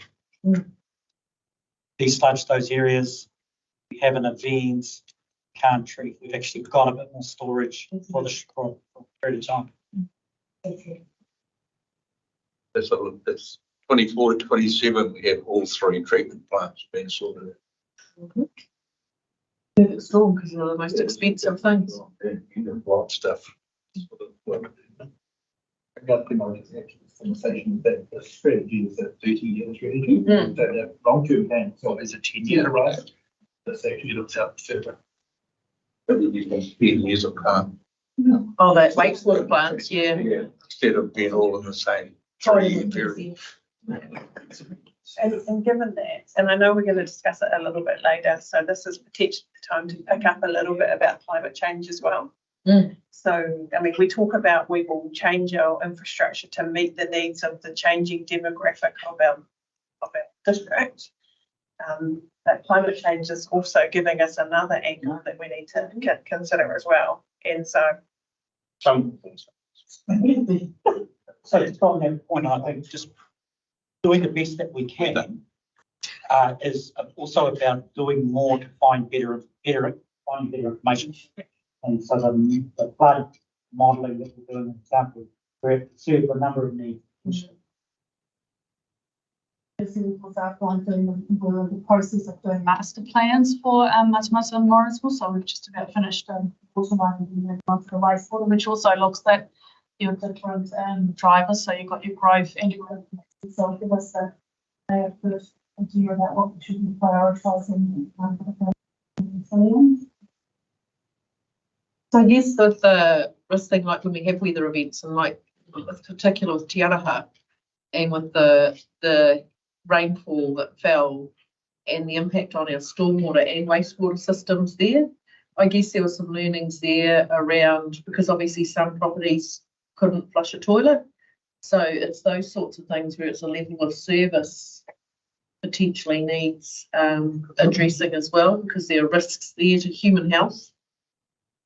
So, you know, there's those sorts of things that we know, and that's where the flood risks come into play, because our infrastructure doesn't cope when those things happen. At least they have a substation, presumably in the middle somewhere like they did in Spain that got flooded. That's not ideal.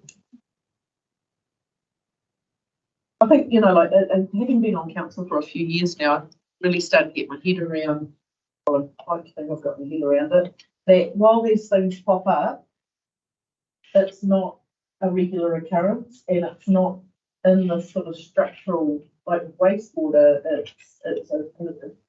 when your pipes break, those are the things that you want to be sure you've prevented. That's front page news. Yeah. And saying that though, with this water table, like with the water table dropping in the past few years, it does change the soil, the land does move underneath us. With that moisture being taken out, now it's back in again.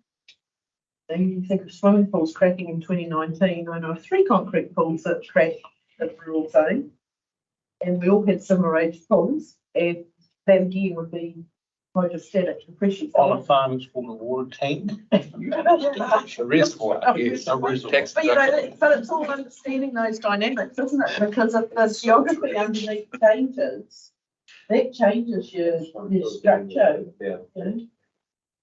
But no, I'm pretty. Yeah, I think there's been a lot of work done, and I'm getting a lot more confidence in understanding the. You'll never prevent every single thing. No, and you get the cost versus the risk, isn't it? Exactly, the cost benefit analysis. Yeah. Exactly right, and then of those identify risks that could happen. And yeah, sure. But then we talked about it, we decided we're willing to take that risk or not take that risk. And the cost of guaranteeing 100% that it's not going to happen, astronomical. Balance. Yeah. The balancing. I think they're important. Yeah, I think the important thing is knowing where all our pipes are. And I think it's about 5% that's sort of uncertain about the state, but that's not a large percentage. So I'm going to round this one up. 7.8 on page 58. We've had the recommendation to receive and provide comments. And it's near 18 moving. And I think that was seconded. Yeah. All those in favour, please say aye. Okay, carried. We will try and get through one more before a break, if that's okay, then. We're on 7.9, the LGP performance measures for infrastructure assets. Yeah, I'll try and carry on, but now feel free to add in comments as well. What we have tried to do with our performance measures, so performance measures are really our levels of service of what we're communicating with our community around our assets and how they're performing, and activities as well. We've got quite, I suppose, stringent requirements under our DIA at the moment for free waters. See what happens there, but with roads and footpaths, and also got quite legislative drivers around rubbish and recycling now. It's just, I suppose, mainly the parks and open spaces and community facilities where we've got more awareness about what we are wanting, what we need in order to communicate with our community on our levels of service. So we've made some changes here. What we have done is had a couple of performance measures that we car parks and street furniture. That's the main one really.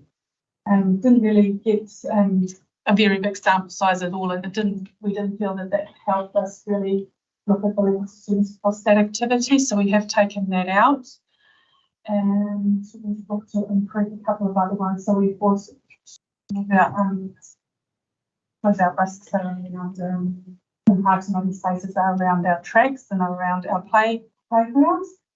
So tuning up on some of that audit results for our playgrounds that we can find.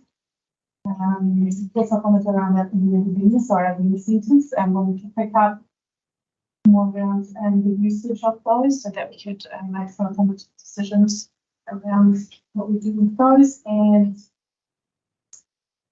which is really the pools and spas, we had changed that one as well because it was further related to what we were needing to do under our audits for to maintain full water quality standards. So it was mainly a rewording as well, and then we're doing quite a lot of the health and safety stuff internally, but it's more around our key one was meeting that full water quality standard, which we only need to do once every year. So as I said, the DIA ones, we don't really have mandate to really change those, but we can look at the targets there. And we have said not planning to change our levels of service, but we're looking at some of the historic data for our roads. We haven't been using the sealed road we have lowered that from 97 down to 95. Also, our response times for roading, we have 5 working days before. We still, the urgent stuff was still staying as we proposed, but the not urgent, and we haven't actually been measuring, so looking at reducing that days. And just water. No, sorry, I'll go in order. So for the water, what we've done is amended. I might just open it to questions if that's okay. No, you're doing really well, but I think that the questions might come up. That's okay. So, Lily, this over to you. Otherwise, I'll get a snake flying step sheet that I think that you will have a break. Just looking at the recreation and heritage no longer being standalone activity. First tower going under parks and open spaces. Does that mean that what Tiara Domain will be under parks, open spaces? All of our historic stuff is going to be under parks. Yes, I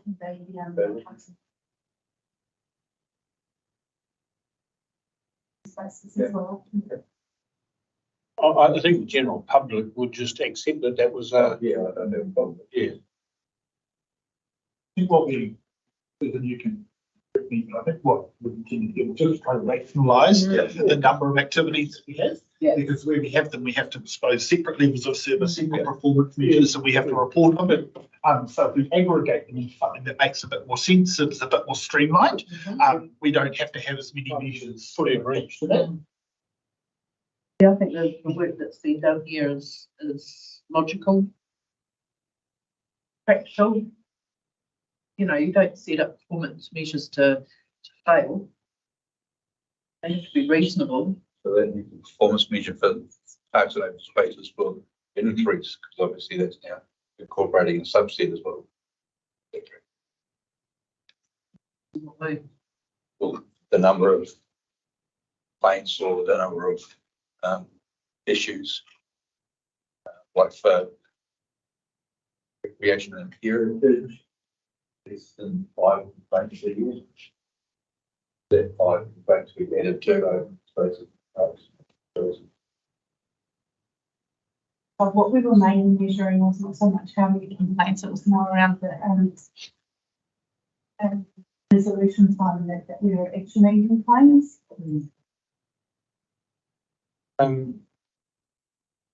Just numbers. Is it 600 litres a day or 500 litres a day?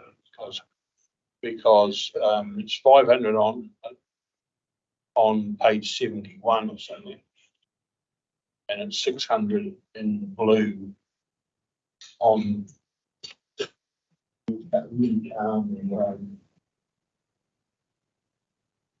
Being pedantic. Yeah, we do need to have some. Am I being pedantic or is it? Am I? The needs system. Yeah, so I heard that he's going to look into that. It's just a comment. On that same page, on page 71, we're talking about removing the very bottom line of the table, the removal of a measure entitled cost benefit analysis. And I'm just checking what the community gets and said, because ultimately this is our contract with the community that the service will be providing for the phone. Just checking that that process has gone through. So then it's proposed to remove this measure on resolution time to multiple interruptions, just attendance. So we're not doing any disservice to the community by taking a measure away and replacing it with attendance. I think because some of the things around resolution can take time, so I guess the importance is that the council's been seen to respond and presumably have an action from it. Because some things take longer to remedy than others, and so by having a resolution time, we're setting ourselves up to fail for some of those instances. It might be a little easier to look at the attachment, which shows all the measures and the ones that have been through. Yeah. So you can see them in context and what still remains. On that one, you'll see for the water activity, it's proposed to remove the resolution time. So we would still refer the time that we actually get out, on site. But the resolution of the issue would be that component. Any other questions on this?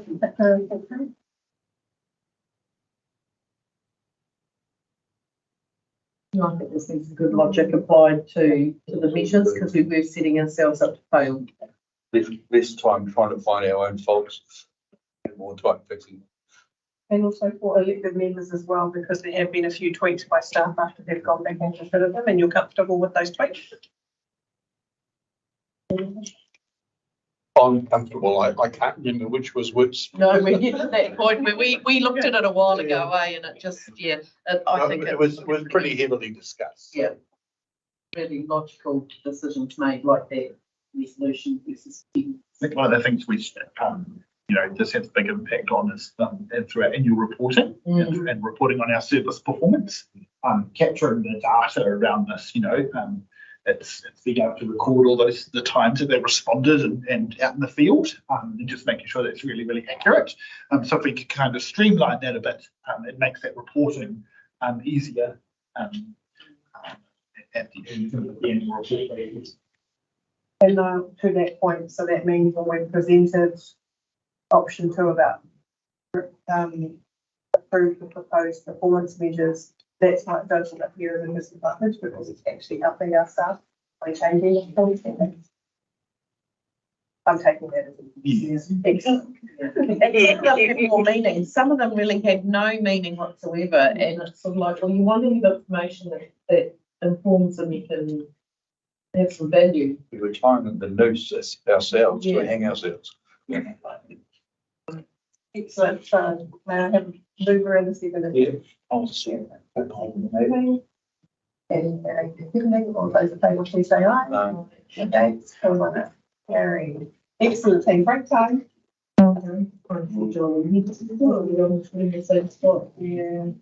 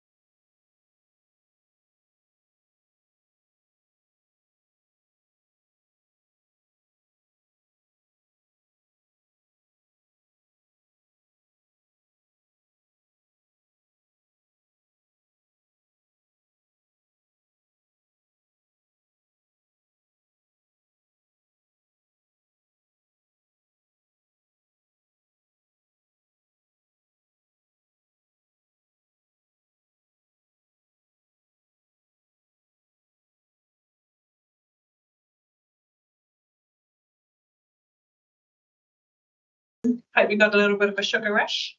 And in case you haven't noticed, Deputy Mayor James had to step off to the farm. And so his apologies, and we'll continue with 6 of 7 of us. Over to you, Susan. Just a brief summary if you could. Yeah, apologies, I actually don't have a draft that I have similar to the policy, so I can only give a very brief overview, but we're not proposing to change the concept and the principles that we've had in our 2021 policy. What we are doing is just running the financials on the new capital projects that we've got in our long-term plan, and that is so incorporated with population growth will then give us figures going forward. Yeah. One of the key risks or risks we've talked to council about is that because of our compliance-driven program, we have had to defer. We're trying to stage some of the capital projects, which has meant that some of the things that will be reflected in the 2050 policy model that some of the costs. So in terms of the trajectory for that particular policy coming through, there's somebody is it going to hit with January? Is it down there? Or is it March? Probably one. Just the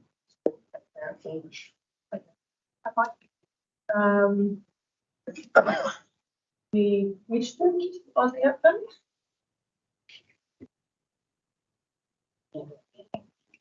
So I think we're only in a position to receive the update in relation to the DC policy. We have got Councillor Children moving. Yes. All those in favour, please say aye. It's on one. Just one. Just one. Yeah. But it's only receive. Yeah. Yeah. Those in favour, please say aye. Carried. Thank you, Susan. Have job to do with the policy, but well done anyway. We have 7.11, which is the LTP review of membership forecasting assumptions. I'm not sure the market in there. Sorry, Jim. Took me a little while to get my get back to the. Can I just go back and reflect on the last, 17, and the, so I'm thinking around the contribution of coin drops where council we started off with.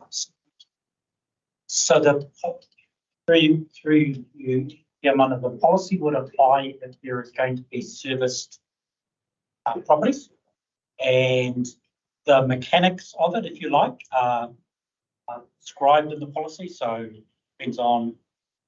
We work on the policy on what we call household equivalent unit. So every separate dwelling, depending on the services provided, we have a formula as to what levy would be paid. So it's quite, yeah. Well, I think it can apply in lots of different scenarios in that policy, depending on what level of services. And what we're hearing is the policy, once it has been or is closer to finalisation, will come back through this committee and then council. But so yeah, you're looking at more how it would apply to the public. So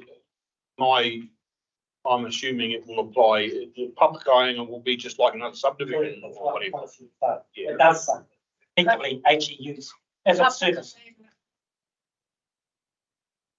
Yes. Based on the name. Right. Yeah. But you can think in a rural space, it's around roading is the main one, because you're not going to be getting water and wastewater as such. It'll be more the roading effect, isn't it? Because when you develop like chicken sheds, they consider traffic. They do a traffic assessment, so that will be the as long as the road is suitable for the number of houses that are being built on it. What I was going to say is what's important, I think, something that we learned with other developers. Earlier we had conversations around this, how this policy is applied to better. There's no surprises. We encourage that. Anybody. Have you seen the DC policy? So it's online, so maybe there's an opportunity to go and see if there's anything that's not in there that you consider. If you use initial three in there, you give the feedback to the team before the policy comes back through. And it's still how you practically apply that policy. It's always the way what you read and what council read might be different, so. It'll be under 7.4.2, which is what the assessment, the public claim are included under. So specifically 7.4.2. Right. Good level. So 7.1.1, which is the LTP draft significant investing assumptions. I'm not sure whether you're taking us through that or whether Larry at least. I can probably name up a little bit, and I'll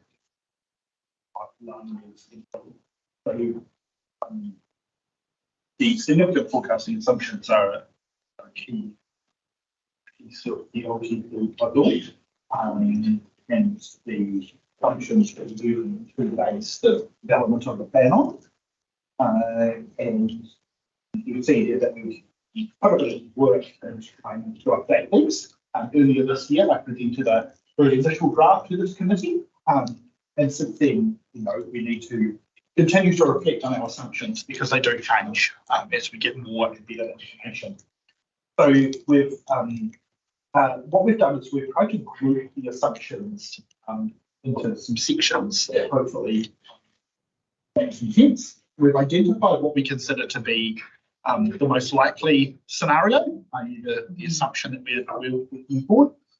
We've identified where the source of that information is, and the other scenario that could potentially apply or could the level of uncertainty that we have, the risks that we have.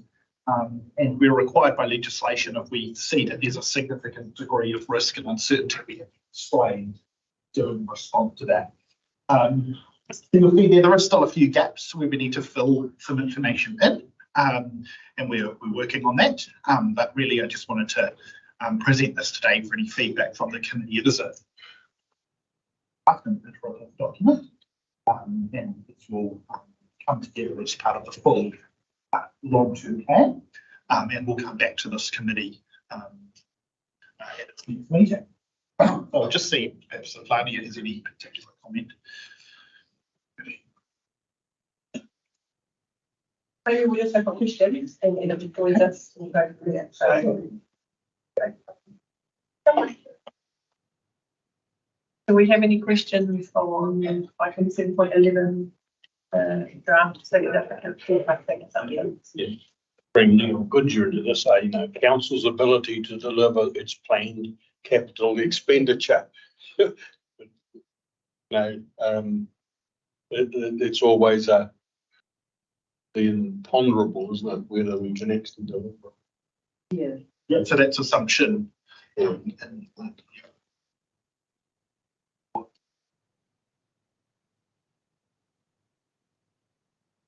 Here's one of the challenges we have around like with Whakakotaki and where else there might be some sources of funding, is that pool of money might be significantly reduced if any is available from the government in the coming years as the transport choices have been put on hold.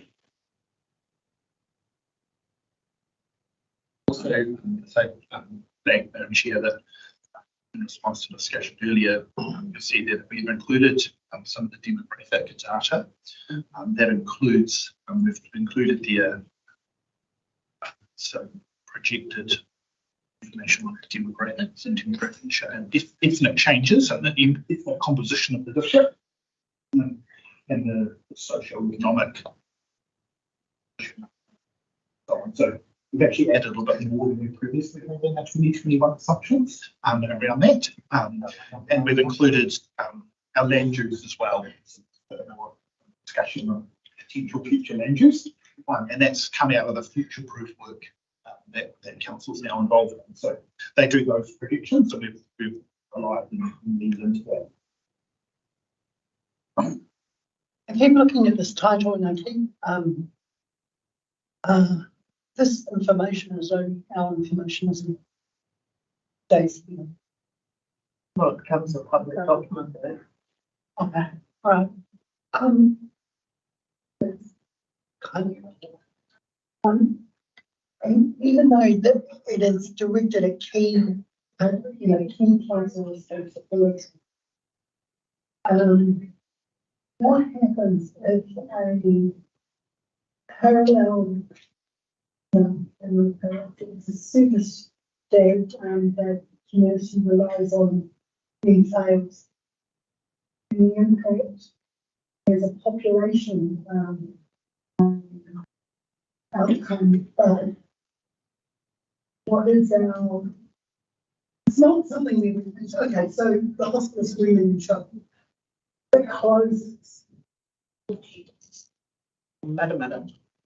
If it closes, or any of the, the three places that are in either of our towns closes or not, what kind of, does that count as significant, or this just relates to our own responsibility? I think my thought is that there are other things that might impact around you that has an associated effect. And I know that we talked about ending and predicting some of that. I don't think that we're not responsible for that at all. However, it may have an impact on us directly.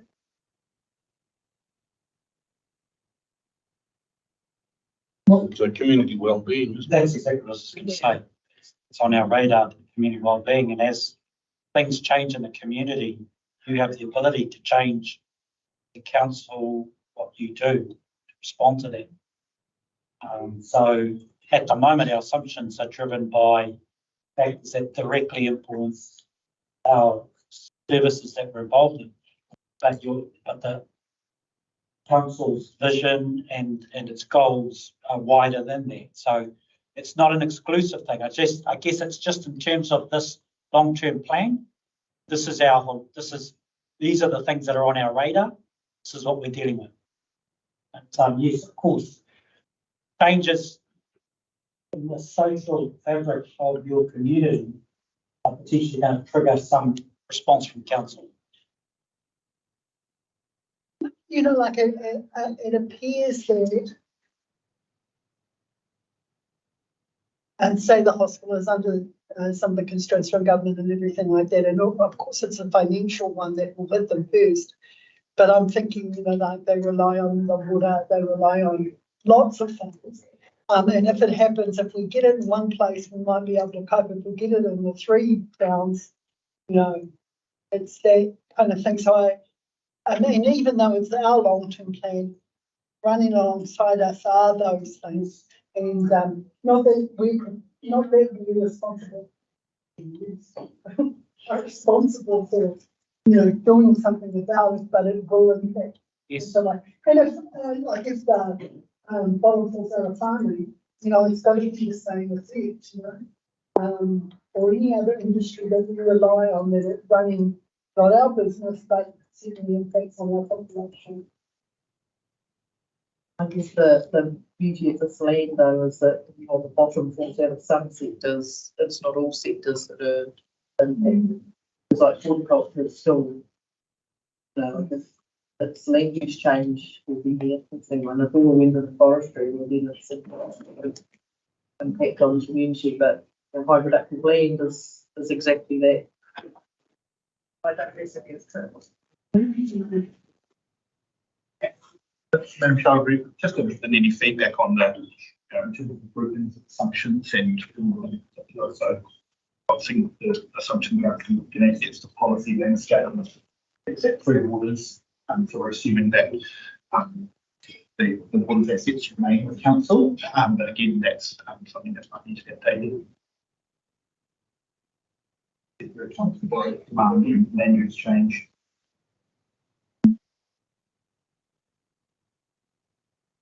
Disclosure of our assumptions in that space.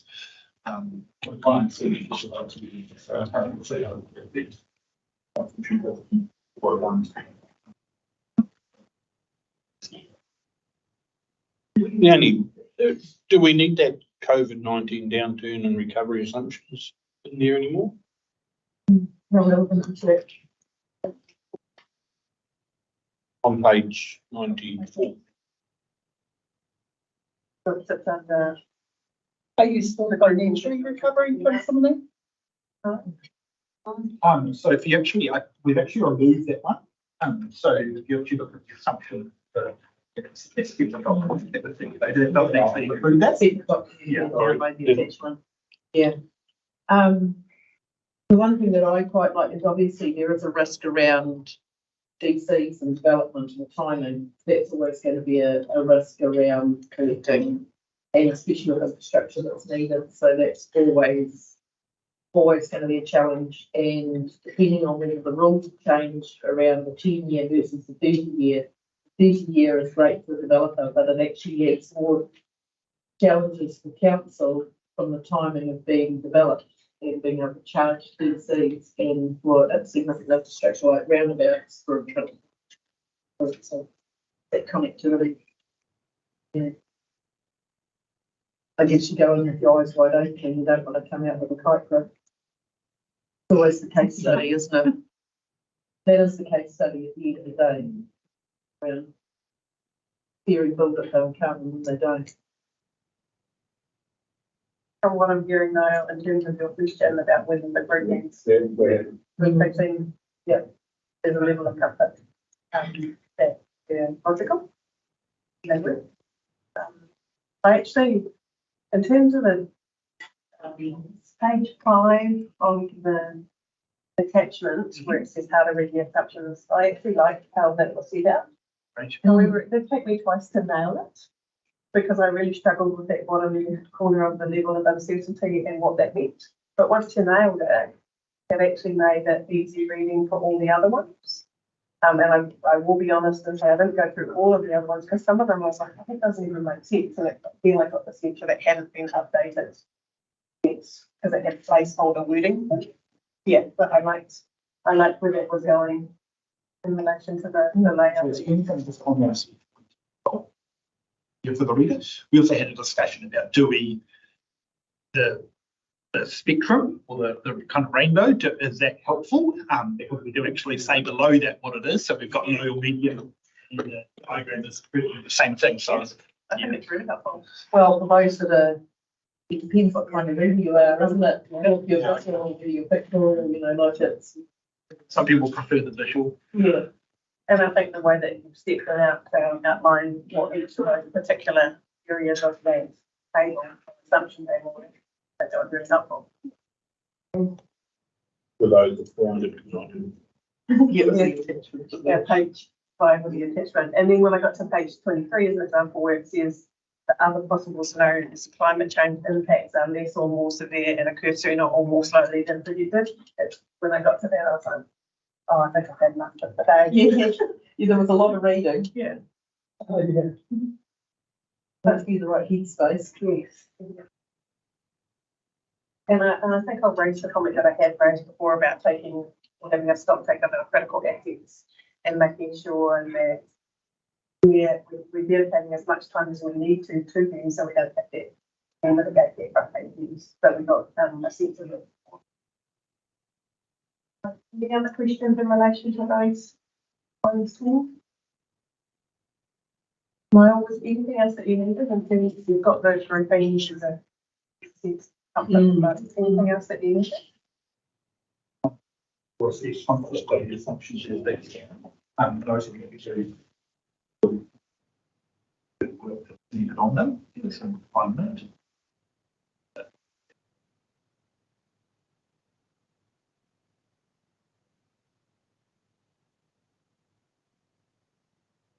So this is the attachment team.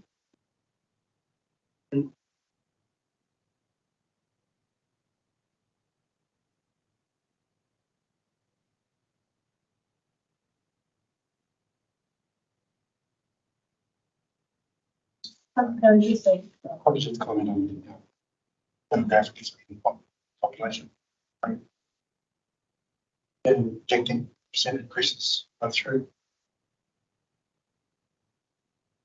Based on information from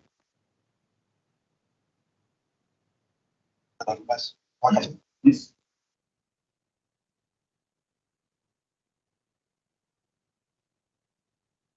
And I guess your point, Gary, was one that you had outlined earlier in terms of the data that sits behind assumptions. Yeah, I know, I'm just looking at these figures, and they look like just a gradual 10% on each. Year on year. Rather than some development, growth based on developments. Is there a page that you're looking at? Page 18.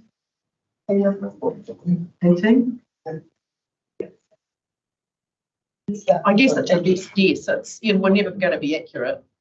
That's all. But it's come from, the staff haven't made that. It's the stats NZ ethnicity.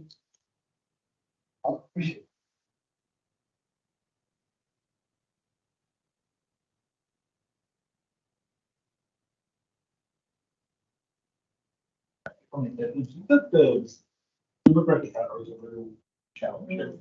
We only have 5 yearly census periods, and there's quite a lag, and so we had the census early on this year, but we don't have the data output from the 2023 census. That won't come through for another, beyond this LTP anyways.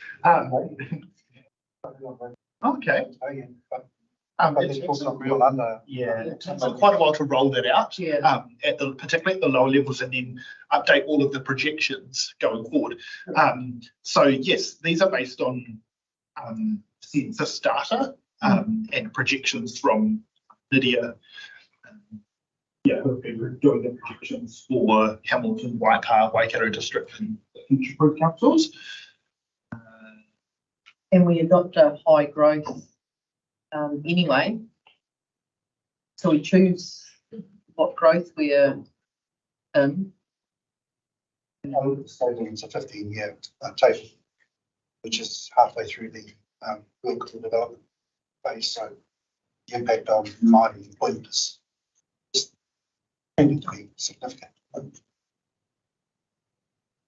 So what I hear all the points, but I don't think we're arriving at a space whereby your question is satisfied, because to your point, the data's not there. And I think it's hard for the council to get the data if it's not being collected or exists at the moment. So what we haven't solved is how we can get the data so that you can The data then become assumptions anyway. use it to inform significant subjects. This is the question, to my understanding, that we need to answer. I don't think that we're going to answer that today, but shall we please put that on the, maybe you and I, whomever have a board it all, to try and figure out how we're going to attack that. Otherwise, I think we're going to chase our tail. I think it's in 3 years' time, Gary. And maybe that is part of the answer. Next long-term plan, we look and see what the latest census, where, how, and I think that was one point I raised when I first made this point. Getting audited risk is that how do we get this sort of activity in this plan so we can actually start doing some research? I would say that in terms of the Lydia work, the Lydia that procures the population projections, and that's what we've largely relied on. Yeah, unless otherwise specified, for example, the Stats New Zealand ethnicity data, because Lydia don't actually project that. They only project population and households and dwellers. So we use the Stats New Zealand data set for ethnic profile. But Lydia have plans to be updating the projections for the next LTP round. So we're coming out probably to council next year, seeking feedback in terms of their work plan. So that might be an opportunity for us to feed into that. Because it'd be interesting to see what Waikato districts look like, because their percentage of iwi would be higher than ours in this district. So it'd be interesting to understand where their growth, what theirs looks like, just for a comparison, just to see and understand. And we might just have a Toronto in a few years' time and see what it looks like. I'm quite keen to see where all the people are sourcing their data and sourcing in the same place. So If you don't mind, we'll take an action, like Gary and I do actually look into that and maybe come to Niall or whoever it might be. Okay, so we get that. Any other comments on the assumptions? Otherwise, I'm going to look to go for the recommendation.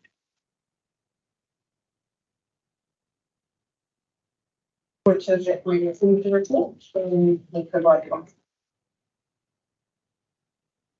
Okay. That's what Gary is. By Gary seconding. All those in favour, please say aye. Against, Gary. And thank you, Lania. Niall did a great job for you.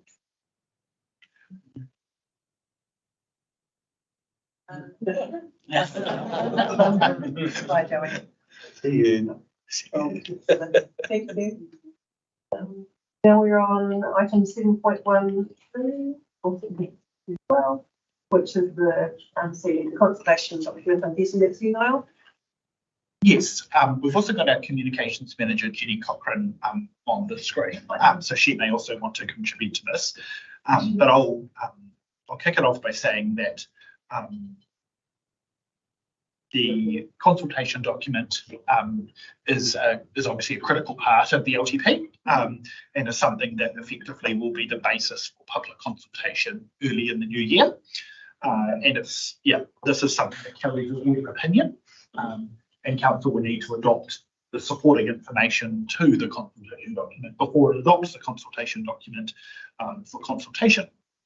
So as set out in the report, we have had a number of workshops with council on these topics, and what has emerged from that is to put out for consultation the various topics that are listed.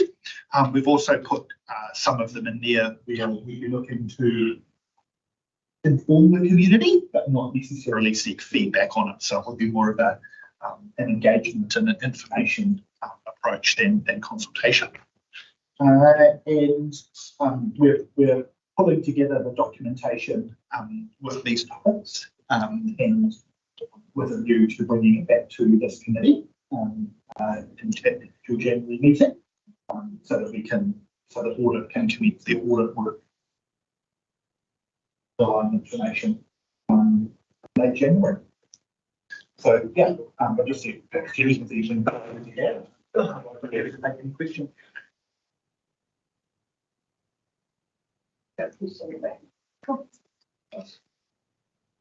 Any questions? You do, Tony?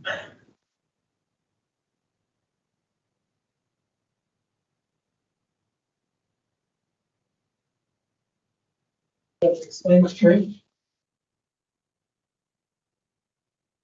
Getting a bit quiet at the end of the day, aren't we? I gave you guys sugar. Yeah.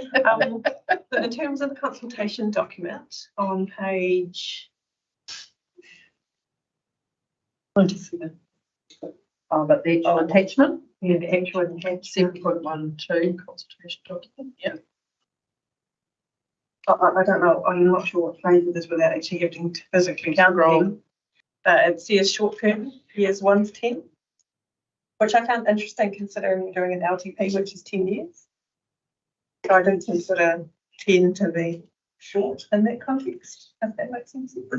I thought, oh, you guys are just trying to test us to see if we're reading.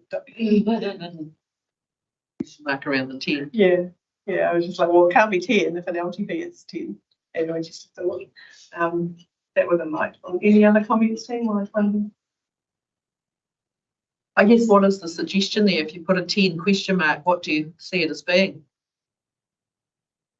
I guess I can speak to that one. The logic behind that was that section initially or in the draft is summarising the infrastructure strategy as well. So it was around how we're the approach that we're taking in the infrastructure strategy as we're working through embedding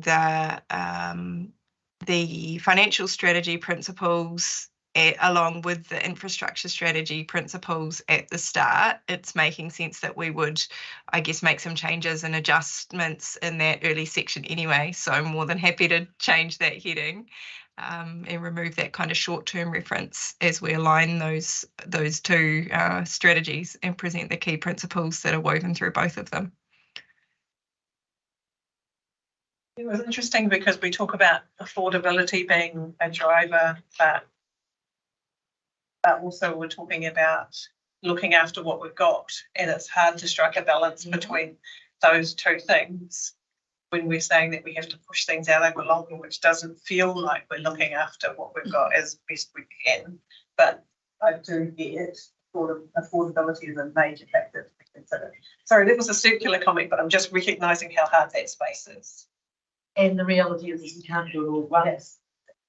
And so that's when your comms becomes even more important, so that people understand that thing. And I think we're finding a really good balance in this. So it is saying that what used to cost us 5 mil now costs us 7 mil, so we have the space hanging out a little bit more from an affordability perspective. And I think we're hitting that mark really well. Well, for me, it comes through TV. Yeah, and I also like that I started somewhere within here when we talk about what's in and what's changed and what's out.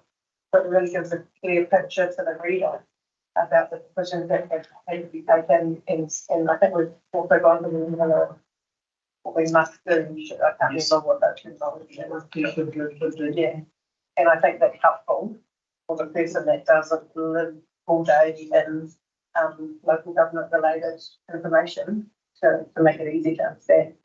Which is one of the audit points that we had talked about previously, is having an easy to understand consultation document that talks to the community about the activities that they're interested in. That's from what I can see that feels like we're doing that. Any other comments?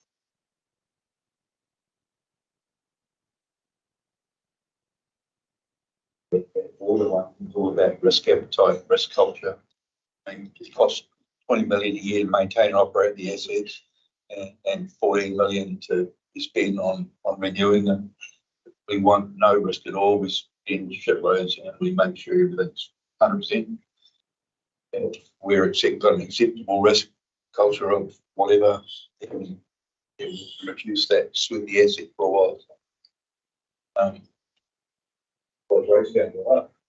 Well, and it's for half the, local for waters, it's half of our ratepayer base. So it's sort of a double whammy when you're looking at the place that could increase our rates a lot, or we could sweat the assets, take a little bit more risk and reduce the impact of that. How much risk we're prepared to take. It's calculating that risk and knowing how you're going to manage it. And if I reflect back on the OAG forum that I went to earlier about LTPs and consultation documents, they talked about it being easy to read, statutorily compliant, consulting the community on matters important to them so that they can understand, and providing practical options on affordability, which I feel like that document is on its way to capturing. And it's really hard because affordability is a real challenge when you're looking at double figure rate rises. Yeah. I want to live in Nirvana, and they pay Nirvana price rates. No one wants to live there, I assure you. But that's the real tension. That's what we're facing. Sorry, I had to slip out. So we're still going through this. We're on item 7.12 about the consultation document. Yep, righto. So we've got those list of all those projects. Tiaraha is 1.5 million in playgrounds. It's not in here.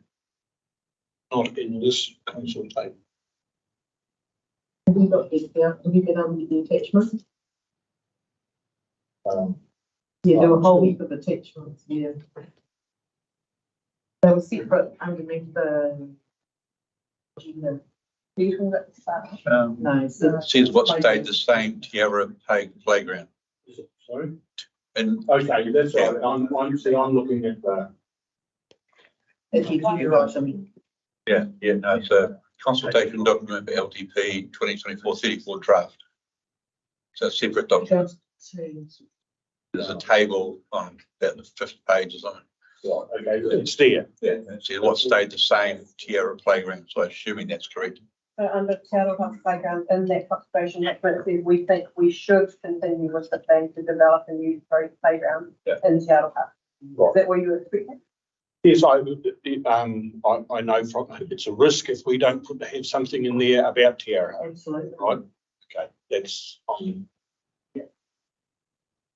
The narrative I'm ill-informed because I haven't read the attachment. Yeah, the narrative is because we've already done playgrounds and lines or with nothing to the playground and that should be on your play itself. I haven't tried to do it. Yeah. Oh, we don't need a feed on another topic. The recommendation in front of us is that we receive the report and we provide comment. Could I please have a mover and a seconder? Anyway. No, Madam, at a stage again. Yeah. No more afternoon meetings. It's taken out. It would be actually right there. Yeah. I will second it in the, all those in favour, please say aye. Okay, still not carry. So we now move into the non-LTP phase of our agenda. Yes. Congratulations team for all the hard work that you've done and hello to everybody that is. Oh, a little one. Thank you for your comment on the population document and just acknowledging Jenny for Well done. Are we going for an award-winning consultation document? We got quite a good report last year. Mummy. We are. Sorry, we're always going for an award-winning one, Mia Adrian. We're going to get one day.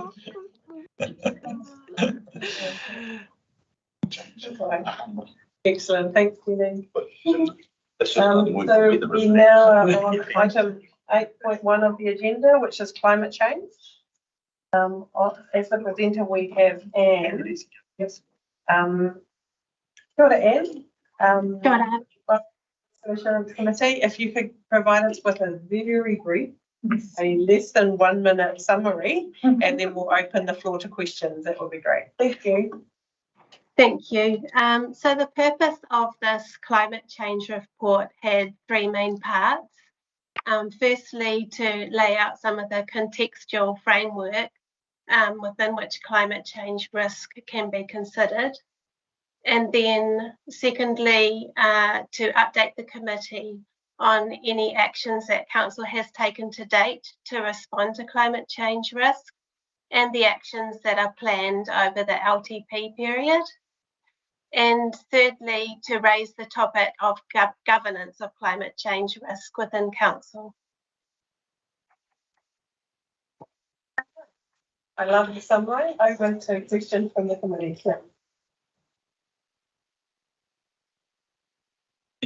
I just enjoyed the Waipa, having the document from Waipa was really quite informative. It was a real help, like you can borrow, beg, steal and borrow from other councils. It's, really, really helpful. I think that was prepared for their equivalent. Yes. The Madam Chair, just in page, whatever that's. Well, the one I've got, just looking at the Auditor General's comments. It's just a question to start with. How would you do these undertaking mission?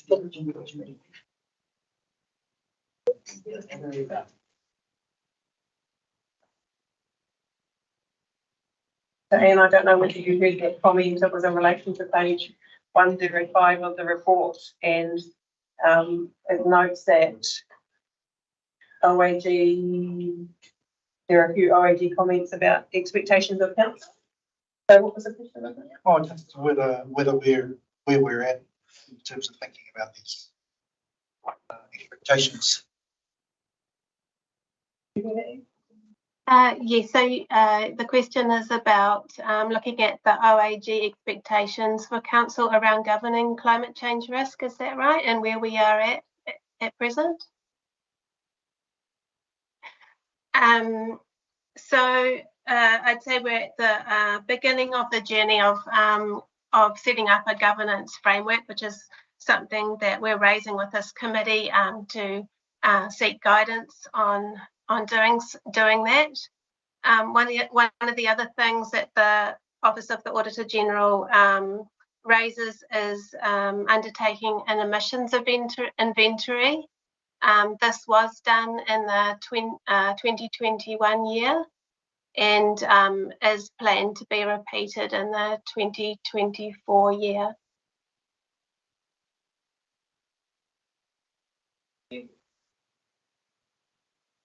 I might kick off because this is new for me. So I just want to get an understanding of where we are at, because there are recommendations that sit within the report of different things. So first being a governance structure and establishing a climate committee.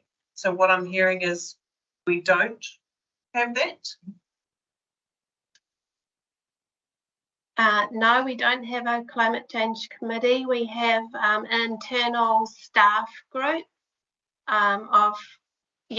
but no committee.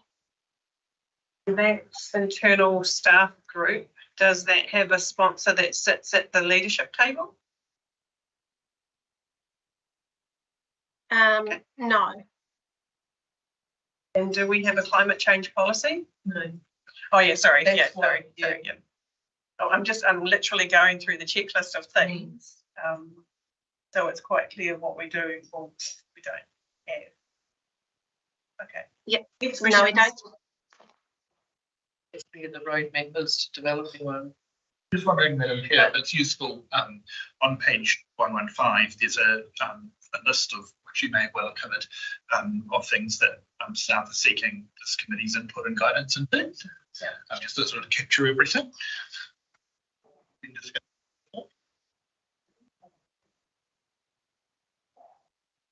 Yeah, so those are the questions that I was effectively asking, because we're being asked for input and guidance. But I wasn't sure exactly what we had after the read of the report. Okay. So, and then I think in the report we've also confused a little bit the role of governance and the role of management.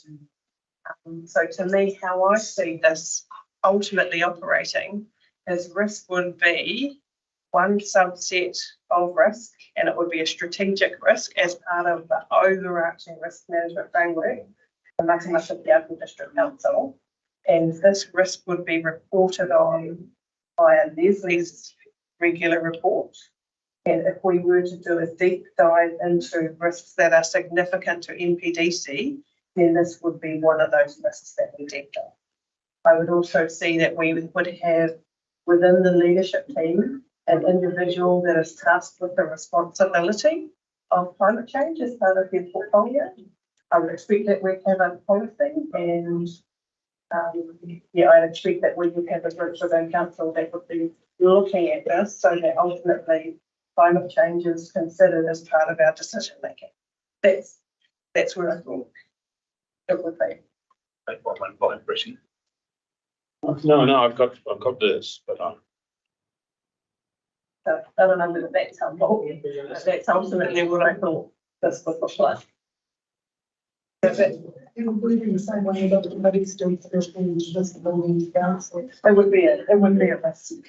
it would be a strategic risk, and it would come via Leslie's report when she reports to us regularly. But if we wanted to deep dive periodically into different types of risk, this would be one of the ones that we would deep dive into. That's how I did it. Cool. Given your latest risk insurance, what we had was chair talked about climate change, didn't it? And the recommendation of doing it. And I guess in our workshopping of this and the roadmap we've developed, does that give the Risk Insurance Committee enough, like obviously we've got the recommendations and disclosures, but I guess given the work we've done in identifying the factors that we were looking at, like as a time frame, does that align? And then obviously with the recommendation, does it align with what we're planning to do? Yes, then we actually set up, or we recommend that we set up a climate change committee being championed by someone on the council and on the governance board, like Dr. James Sainsbury, for example. I mean, this is what some of the council are doing, right? Yeah. This is what I think is that, okay. Yeah, right, that's what that looks like. So I can't force the hand of somebody. Not spending for any money. Very, very, very journey. We're still getting workshop presentations on it, getting to grips with what it really is and isn't, and sort of figuring out a way to start the process. Well, we started the process, didn't we? And we've identified it. Yeah. I think, Madam Chair, this sort of emerged. And how we acknowledge and reflect climate change in our long-term plan. Yeah. But also in relation to this committee, we saw it as a risk alongside the other risks that we have, and also just raising, how does the committee want to be involved in this going forward? And can I say, the council has been very well informed on this and I commend Anne for it. I just disagree with it. So, but You disagree with the setting up committee, or you? No, I think it's been very well done. I think there are alternative opinions. Some people call it climate change and some of us call it weather. Yeah. Oh, I'm going to go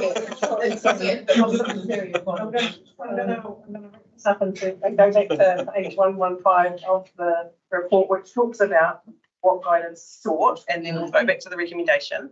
So developing a governance structure within council for oversight of council's climate change work. So I think that's two-pronged. The first is in relation to council would need to determine whether they wanted to set up a separate committee for that. That's council's decision, in my opinion. So that would need to be noted as an action for council to think about what they want to do there. And then in terms of the governance structure from a risk and assurance perspective, we would see it coming through via the reporting framework, which is the next part, and it would go via Leslie, in my mind. And then when we have a more enduring and embedded risk management framework from a strategic risk perspective, we would then deep dive into those that are significant. Extreme, I can't remember the terminology. And one of them, and one might be climate change, and that's when we'd see it come through. This, how often and in what manner the committee would like to be updated. So I think we've answered that. That would come via Leslie's report. And in what ways would the committee like to be involved in the climate change risk assessment? For example, involvement in setting scope of assessment. To me, that's operational. We should have no involvement whatsoever in that last part, because that's operational. We come at it from an oversight perspective. Okay. Any questions on the table about that? Happy with that submission. Fine. So we will now go back to the recommendation, which is to. My apologies. Were there any other questions? Right. Okay. Our roadmap is that we've developed, roadmap is rivermap. Yes. Mostly. It's very, very, very good. I agree with it. We've got developing climate change strategy in year 3 and then implementing 4 to 10. So I think that's a realistic time frame. And there's some logical steps there around gathering knowledge and consulting, doing some modelling before we actually establish a strategy, and then having some real experts take it. So I think the report was asking us to either recommend funding something similar or not, or just taking the Waipa one and running with that one, and tips. Well, which I get the sense that it's use what we have in front of us and then build up what we have, because I feel that if we had an independent assessment of what we've got at the moment, they would tell us all the things that we don't have and that we were going to put in place anyway. Yeah, I agree. No benefit. Okay. All right, so does that answer that one? Yes. Thank you. So we're back at the recommendation, which is to receive and to provide comment. Could I please have a mover and a second? Hi, Joanne is moving. And Mushley Gary is second. All those in favour, please say aye. Against the winner. All those in favour of climate change, which is no.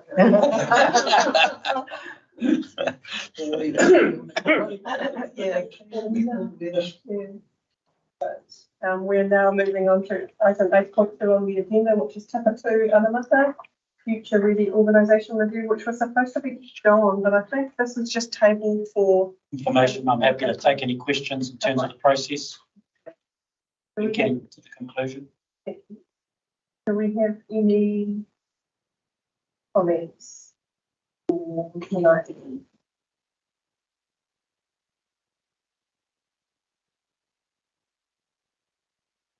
I'll start with one. So what's the is this just an update for us so we know where things are at? There's no actual expectation for us to.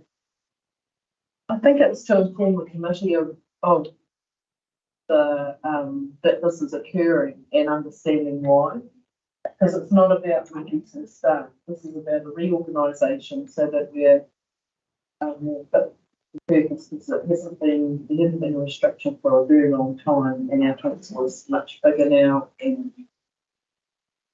time for a remodel. And there was a risk, I suppose, identified that the process could cause a number of things, as we all know with organisation reviews. Terms, and it has to be fair, impact on other projects to an extent, but certainly been well managed by Kelly, driven by Kelly.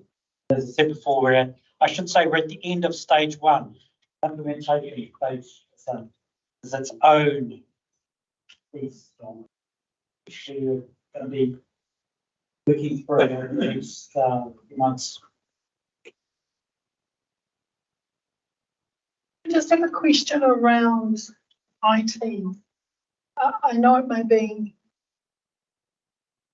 not at this level, but now that we've gone past it, and Waikato Hospital had what happened to Waikato Hospital, and we were working on stuff, and then once it started working on, then it went away because other things came. But I wonder in the future planning of this, whether that sits anymore, because it was a major kind of hiccup for Waikato, and it could have been for all of us.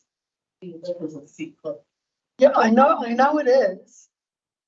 But I guess for me, there are some things that impact the organisation, and IT was one of them, because sure, but Waikato,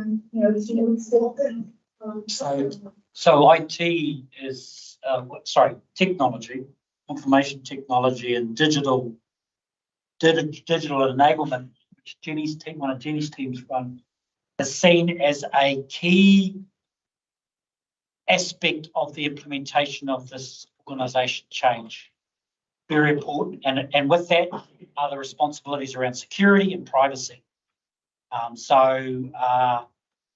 think we're due to come back and talk to the committee in March, from memory, about where we're at, and that'll be a good opportunity for us to update you on what is changing in terms, and how our risk profile in that space might be changed. But in terms of implementing this organisation change, it is one of the pillars and it's quite important. Council's actually approved in the plan further investment in the technology to make this happen in a shorter time frame. So it's very relevant to this, absolutely.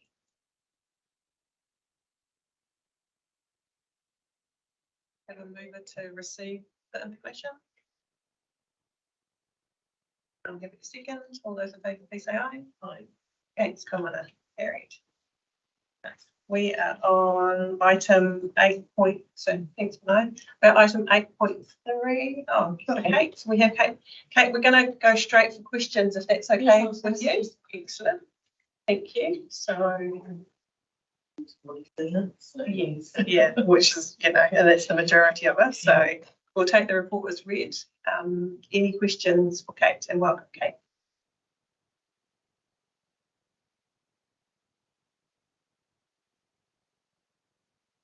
I'd just like to say that Kate gets in front of us periodically and brings a staff member in that's working in a different phase of the organisation and talking about how they're managing this. So that from a governance perspective, we have oversight of what's been done in the health and safety and wellness, it's wellness now, safety and wellness space. I think as councillors we're given confidence, so I'm just hopeful that some of you that aren't in it that might see something from the outside looking in, because that's the core of independent members, is are we missing anything? I think when I looked at this table,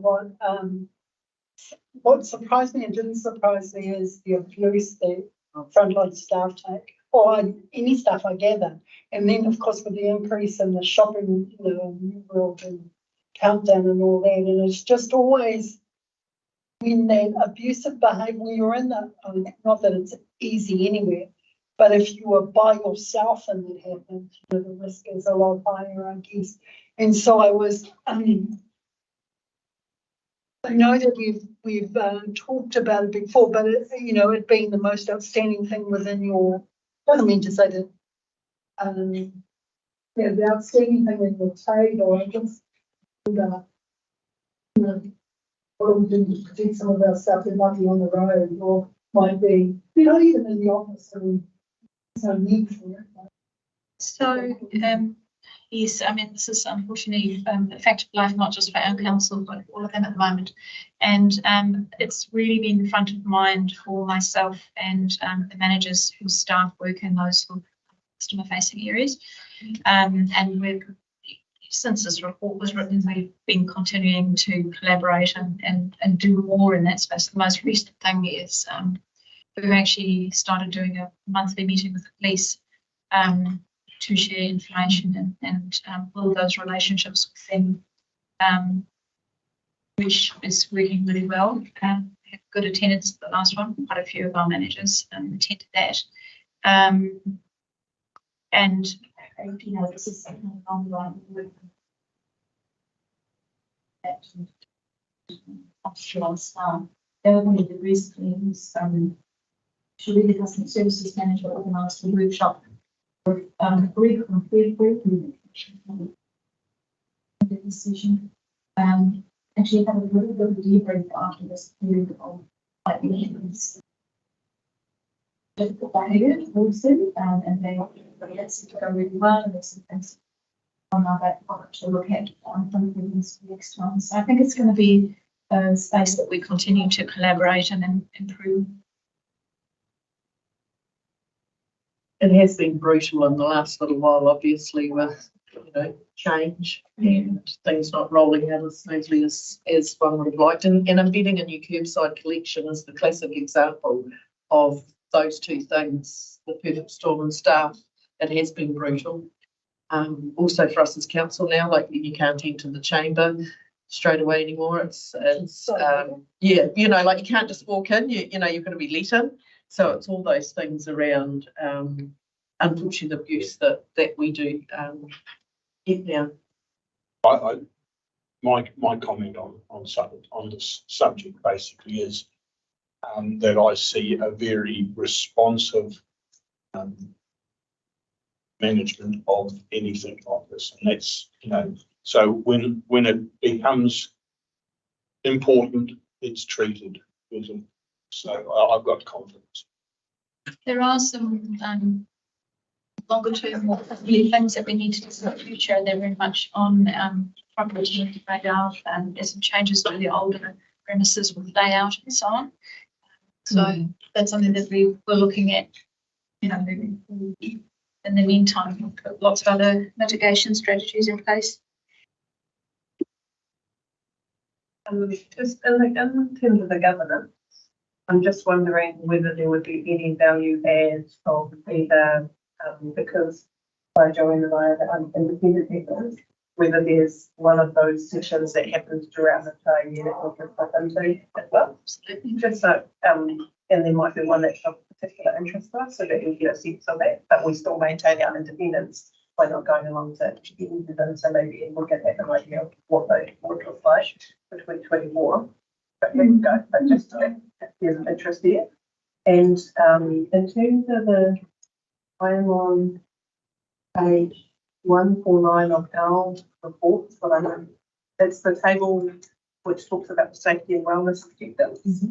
Just confirming as they go, they run from 1st of July to 30 June, and therefore we're only halfway through the year. That's right. And as a result, we would expect that that looks relatively okay. Yeah, Yes, okay. so that's all underway. And I think I said in the executive summary that we've had to be really good realistic about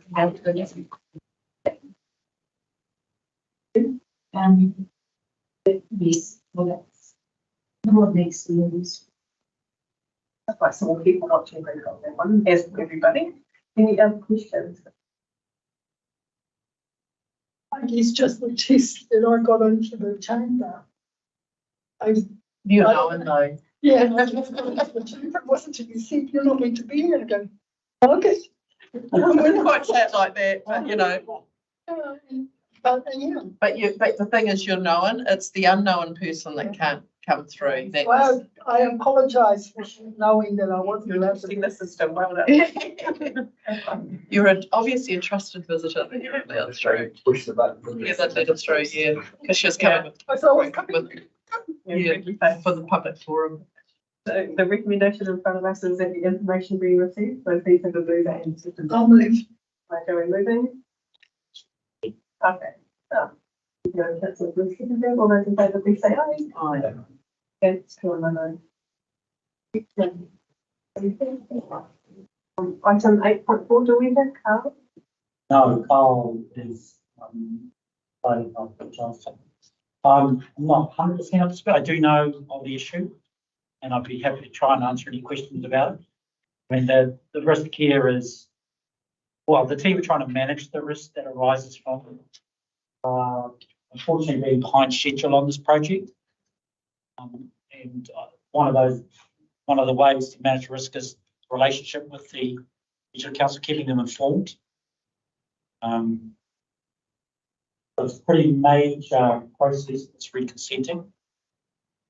The joint reconsenting too, which we believe the regional council really supports. There's a different method. That's heard. Yeah. But you've also brought it back in-house for the control. Yes, there's been some, I don't know exactly the whys, other than there's been some support. It's not far off the mark, but given I think this is just to assure it's come to this table to as an assurance that the risk has been identified and staff are monitoring it closely and looking for an outcome. And obviously, like you said, that relationship with regional council is critical.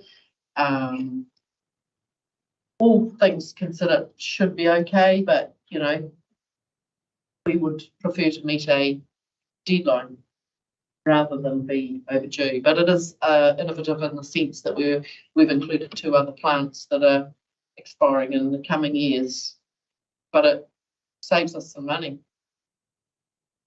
Doing a little nice little benchmark that's, as you did earlier, with the participation with young whenua, that's all gone really well in the numerous meetings. So, and I think part of it is the additional meetings that they held has slowed the process. It's what it is. I don't have any explanation of why what slowed it, but it's been done. Is that the work that Norm's been? Norm's been involved. Sure. Yeah. And like Rokawa, everybody showing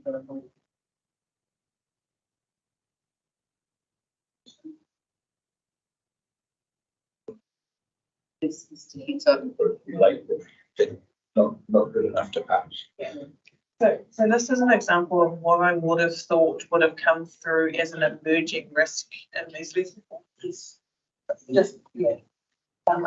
Otherwise, we're going to get a. Is it an emerging risk in your world? In terms of wastewater treatment.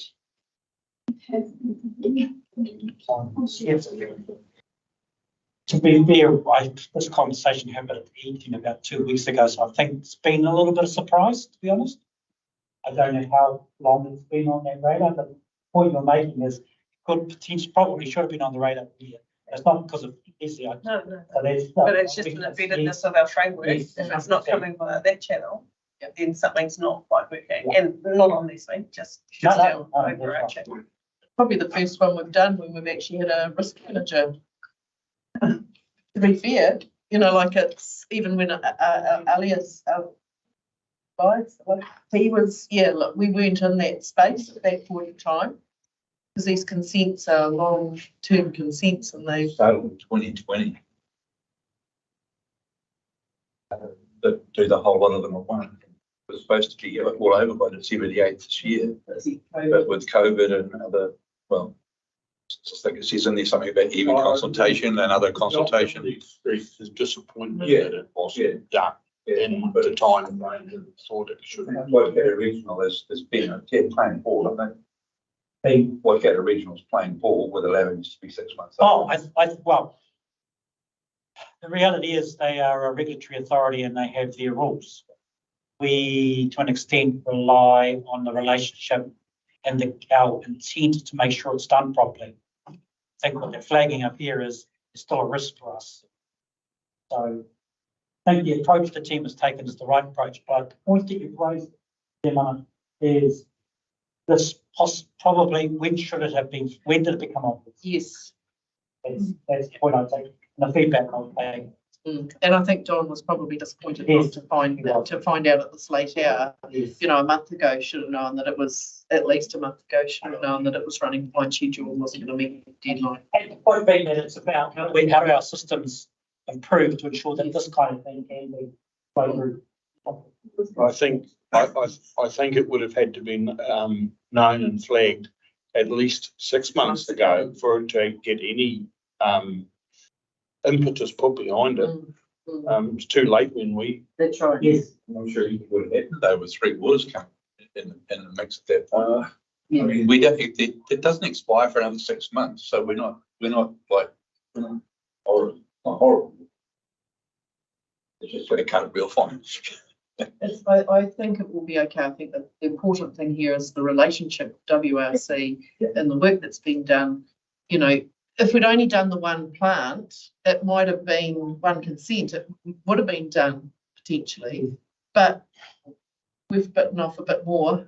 We've bitten off 3 toes instead of 1, and it's taken a bit longer. 3 is the one. Yeah, but anyway, I know that Norm is waiting on some. There's also, Yeah, so he's expecting some stuff. I just can't get to, so that's. And see, that's the challenge, isn't it? That's what's delaying it. We don't have reasons to respond as quickly as others. Yeah. so we've got 2 parts of it. One is this is the situation that we're in and we're dealing with that as best as we can. And the other part of it is the administrative part of it too, because to Kevin's point, at mid-2020, council established a project. My understanding is when we had a previous report in the committee, it was around the projects and how we got assurance that their risk framework was working so that it would flag up different milestones at appropriate times. And so it worries me that that project has been sitting there since mid-2020 and it hasn't flagged anything. So I'm hearing that when I will take that back to the team and then figure out what happened there and how we're going to make sure that our risk management framework and our project management framework. Would I be correct in saying that there was an assumption it was going to meet the time frame, and by the time the consultant said they weren't, it was too damn late to fix it? Let's not associate blame. Let's just put it up there so that stage gates actually get met. You know, I don't know. I know. Look, I think the most important thing for us, from our perspective, is that learning. So understanding where things fell down are important, absolutely, so that we make sure it doesn't happen again. So it's a lesson for us for sure. But if it's the case, also timeframes will then need to understand what timeframes they need to complete work, because it's all wheel within wheel. Yeah. Because what I'm saying, it's a cascading thing, isn't it? Yeah. But your project manager should be on that. I'm going to move that the 8.4, information being received, but seconded. All those in favour, please say aye. Okay, someone carries. Next, 10, we're at 8.5, which is the risk update. And Leslie, you've been waiting patiently for it. So Leslie, I'm happy that we will take your report in minutes and then we'll open it up to questions. I just wanted, because they sent through the risk appetite documents, I thought I'd just flick them up and share them on the screen, because the ones that you've got in the PDF, so you don't necessarily see how it works. That's okay? Okay. So,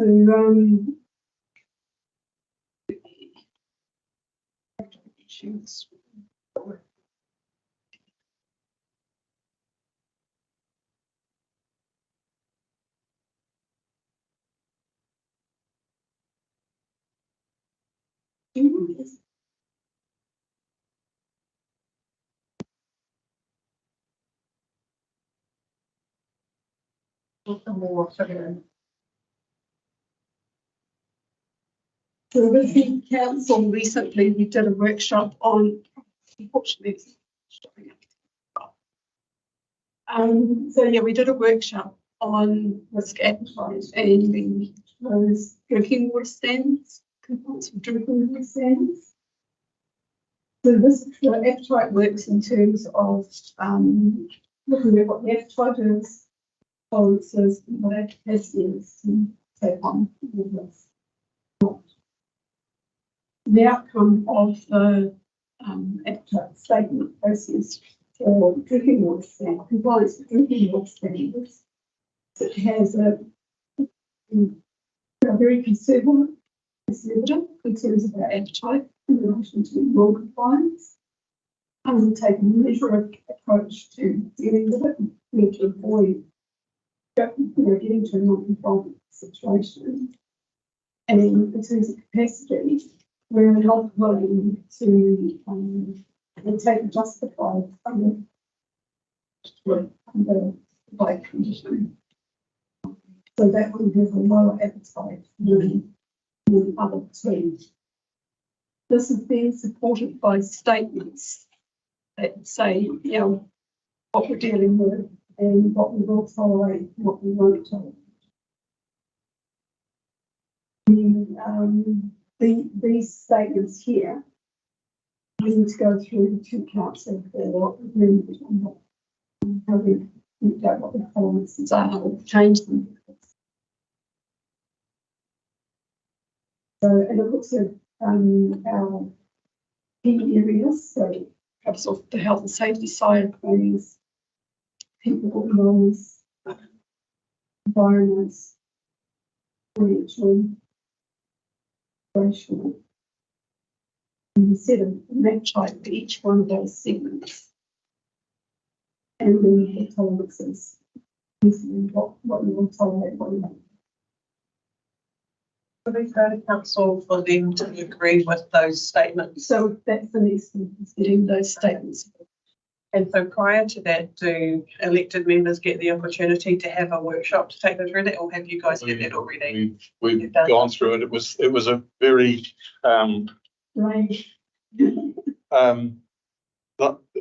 not easy to get the right. I was going reverse at one stage, but I think I'm getting a little bit closer now.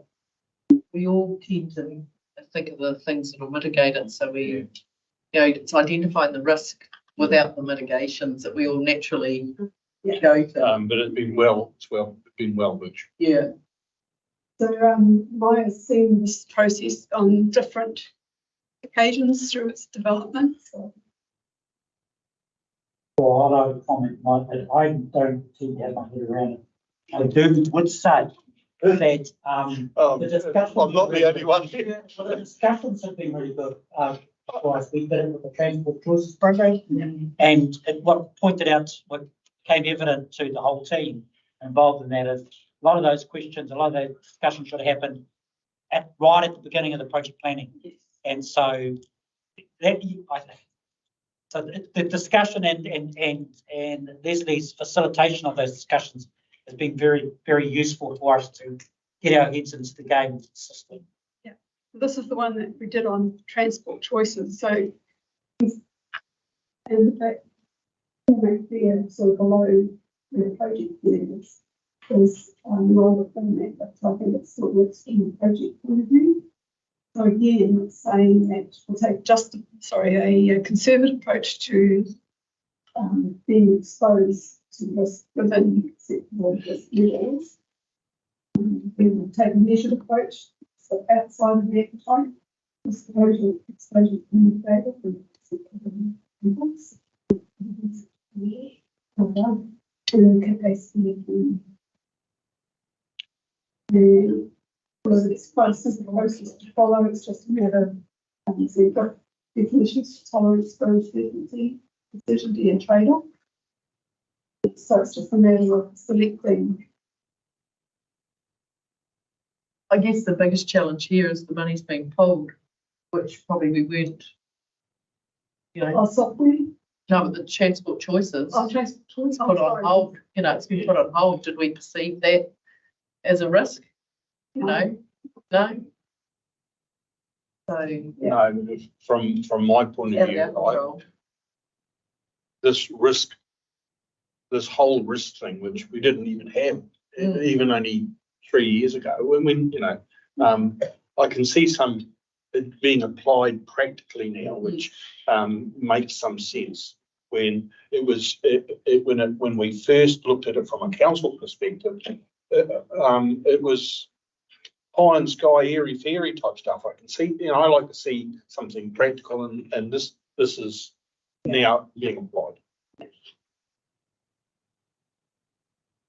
So I'm going to open up to questions if that's okay. Yeah, that's fine. That's fine. Do we have any questions in relation to the papers plus the attachments? So from a staff perspective, have a dedicated risk person that understands the concept, it means that they can get on with the stuff and answer those questions, and you've got a framework then for operations or management to work to. If you don't have it, then you're sort of flying by the seat of your pants a little bit. So I guess that from a risk perspective, this is sort of the belt and braces approach to what we do. Yeah. The theories come out of the book and it's starting to be put into place. So yeah, I think it's sort of getting there. The main focus has been on project risk assessment, but it now has to change to a strategic assessment. And this would be the comment that I would make when we think about the role of this particular committee in our charter. It's to give assurance to council around the to PDC, and that we can assure them that they are being identified and that there are appropriate mitigations in place. And so, although we're doing great work at that level and understanding our risk appetite and getting people conversant with utilising our risk framework, we're not yet at the stage, and it's not going to be until next year, I think, that we will be able to understand what those strategic risks are and how we're doing. 12 months ago, we were saying we have no system in place. So great progress. But however, great progress probably at a operational level, whereas this committee's role is more at a strategic level and to get down when it needs to. Yeah, so just want to acknowledge the work that has been done, but looking forward to us covering off the strategic space so that we can give a sense to council about how we're doing it. So I've said before that one of the main constraints is being able to do a report on the risk registers that have been worked and developed. So one of the other options we're looking at the moment, but still time bound as well. Rotorua Lakes have developed their own risk management system. The guy that developed it used to be a software developer on this previous site. So we're actually going into a lot of what he's doing. It's based on Office 365. Which put together, possible together, but because rollover 365 isn't happening for a while, so holds us back. I really not. Have to follow something. Is there any opportunity, or have you thought about getting in the room with the leadership team and council and saying, what do you see as the strategy? This is our strategy. What are the high level risks, so that we've just got a ballpark sense of what they are? Yeah. Has there been any thought about that? Because even if we do get the person come to work for us, it's going to take a while for them to embed. So we're still looking at it. Is there anything that we can do in the interim? Because we've talked about sitting down and trying to go through that, but ultimately, the experts that know what our activities are and the risks to them are sitting through our council. Yes. So has there been any approach? So not yet, but it's getting scared. Yeah. Well, you might that be the next step of the reg system. Next thing. Yes. The room. Give them time. So you were looking at some proprietary software, weren't you? Yeah. And so now you're saying that it may well be, you may well be able to implement Office 365 based on another council's template? Or? No, I 100% believe that we don't need to go to a proprietary system. It's good to learn what somebody else has done. Yeah. It's part of the project of implementation for that there is a lot of capability in the suite that we will get access to. And we know this is, Leslie kindly sacrificed a figure in the budget for 24-25. Did I? Yes, did. And because we said we could do this a different way, this is one of the ways. We will learn from what other people are doing. Very good, very good to hear.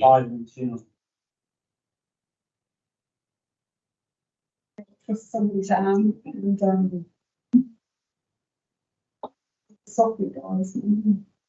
I think the critical thing from this committee's perspective is within the first 3 months of the year, we need to get a sense of what those strategic risks are, both from the leadership team and the council. Yeah.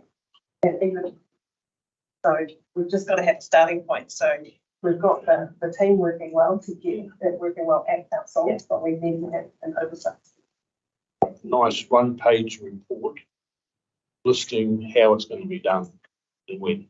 You for example, you see that like that'd be like the top 10 risks. Yeah. Or even start with the World Economic Forum ones. These are their top 10 level for them. So starting with clouds. Yeah. So I mean, I think it's going to come up with science. It's going to come up with climate change. And I think it's going to come up with. Well, I've got my list, I suppose. So yeah, that there, somewhere. Any other questions on that report? The risk of weather is high. Daily. So the recommendation is that the information be received. So that's the leader and the seconder. Happy to do so. Russell Gary is moving, and Mia Adrian is seconding. All those in favour, please say aye. Thanks. Hold on, carry. But thank you, Leslie. Good luck with that. Let me know how I can help.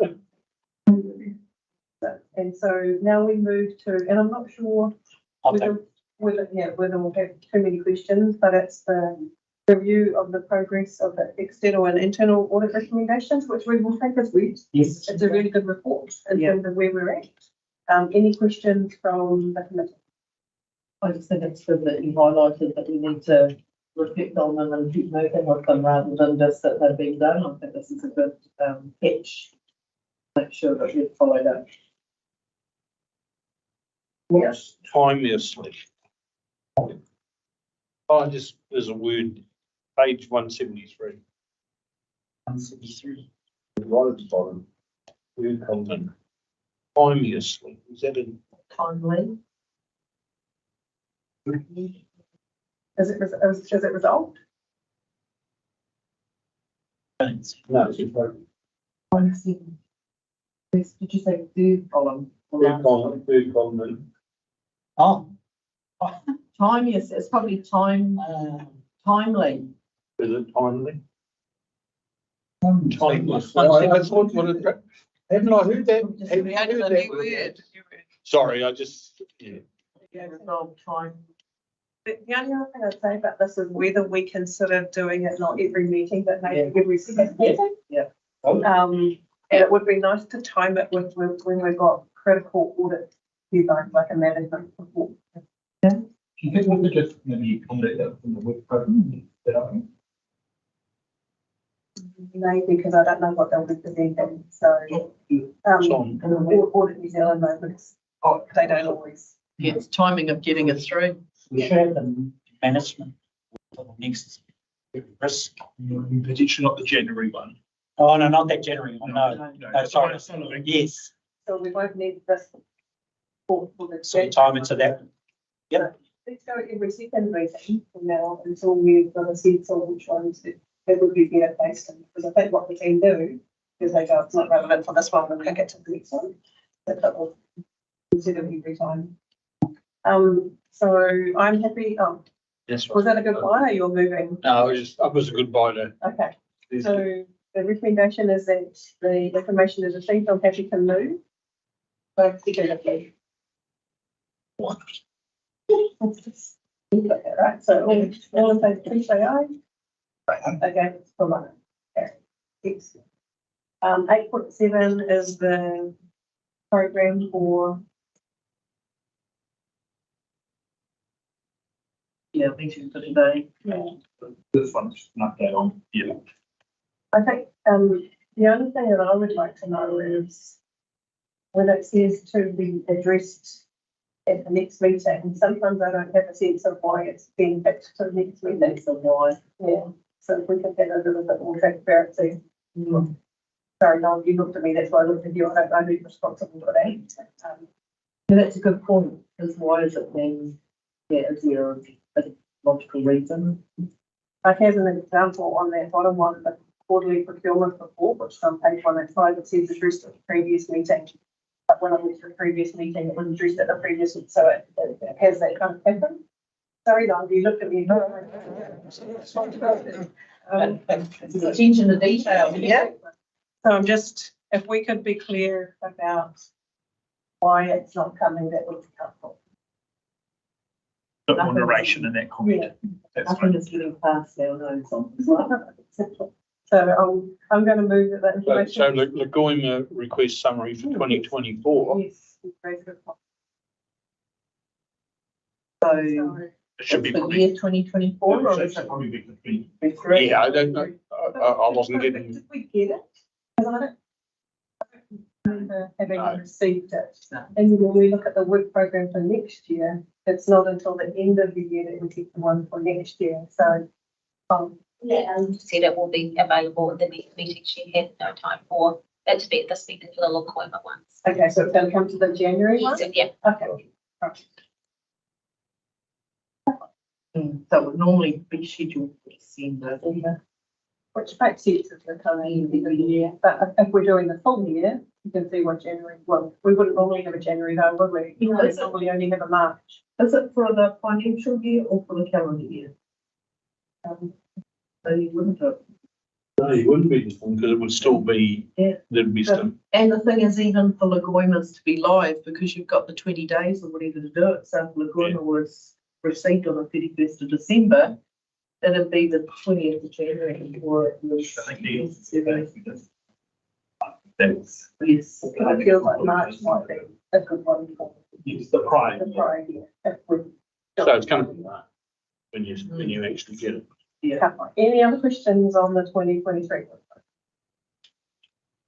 I am moving that information be received. So please have a seconder. Right, Darren, seconding. All those in favour, please say aye. Aye. Against, the runner, carried. And the final item on the agenda 8.8, which is our work program for 2024. Comments, views. I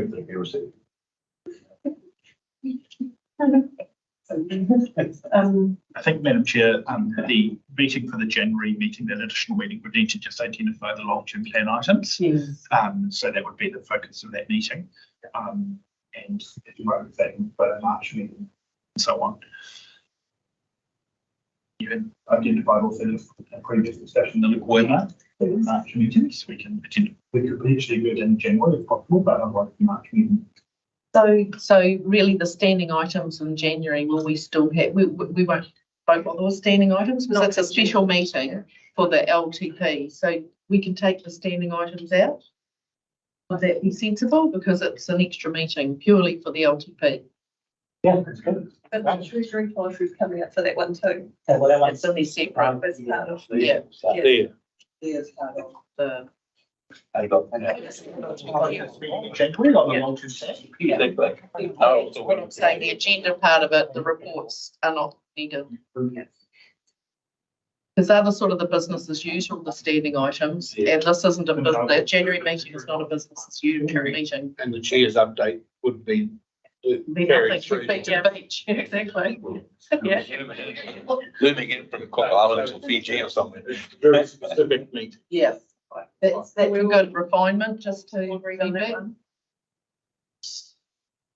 Madam Chair, if I may, we'd be looking to potentially, well, shift the March meeting to the following week. Oh, yeah. So shifting that out to the Tuesday, the 12th of March, and council shifting to that week as well. So the council would be on the 13th of March to adopt the consultation document. That's just a reflection. The proposed retirement will probably go for another week. So we're just looking to make sure that we have enough time to be able to get that with reports on the agenda. Make sure that we're not in the middle of that. I just wanted to flag that now that we're a changed date on that one. Well, that was with the iwi aspiration. Yeah, so what we're looking at doing is, given that all the councils will be gathering anyway, is we would just have a short council meeting prior to the Mana Whenua Hui. So say from 9 o'clock till 9:30 to adopt your LTP documents, and then the Hui workshop can carry on. That's on the 13th, but yeah, for risk and assurance, it would be the day prior on the 12th of March. So I'm going to go back to our charter. So 1.2 of our charter says that we will look at the scope, timeliness and effectiveness of council's internal audit program. And just flagging that we don't actually do that because we don't get any, unless there's been a, like the cash handling one, ad hoc ones come through. I don't know that we've actually got anything on, to be honest. Yeah. So I think I'll flag that up for So the I'm just flagging. E-team to discuss. And then 1.4 says we will process for monitoring compliance with laws and regulations. So it's not specifically on the work program, but I think we do a legislative compliance review as part of that. Yep. Yeah, that's in September. Yep. So just flagging it, and then 1.5 says council's risk management activities and their effectiveness. So at the moment we've got project risk management, but we don't have risk. So I would do that we had another. I don't think it should be specific project risk management there. I think it should just be risk. And it's Leslie's report. So if there's anything significant in the project space, in theory, it should trigger review. We also talk about a quarterly procurement review, which we don't usually get quarterly, we generally get till a year. It was quarterly. We kind of had a gap of staff changes, but they did not, the cycle was quarterly, it was produced quarterly. It's up to the committee as to how often it wants to see it. I'm thinking every 6 months. Yeah, fine. I think so. Yeah. Besides about council, it's Project findings and will project risks be a separate item based on reports from the project managers? So at least each report may not be captured. we would expect, like we expect that for major projects, project managers are talking to Leslie, and she often helps facilitate discussion on risk, and anything of significance she gets involved in. So I would hope she gets visibility of those things, but you're right, project managers do have their individual project risk registers. She doesn't need to see all of those. She's more about, is the process of risk assessment working properly? I was just thinking of major project type scenario that would have a severe impact on something. If there was a problem or a risk, then maybe we need to know about those. And that would come through, we expect that to come through Leslie's report. That should come through her report. As an example, if we were going to redo our fund stuff, in theory that it comes through her report, so that it's critical as a significant impact, and we could ask staff people to have more understanding. So it's an issue with what we're talking about. Yes. That as well. Classic example.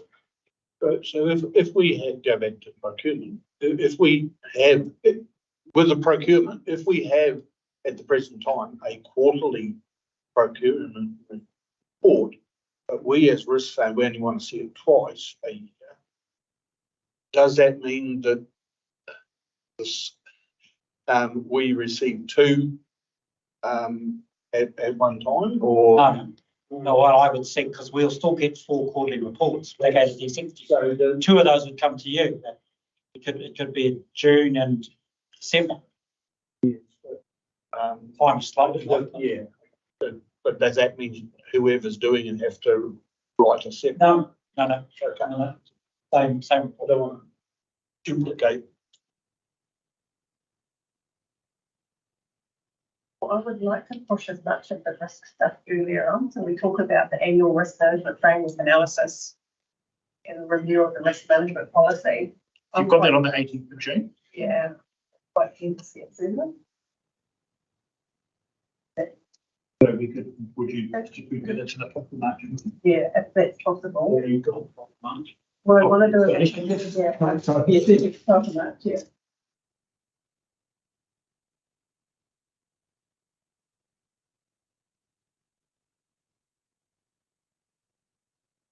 Sorry, in December, we've got annual update of external audits being undertaken by council.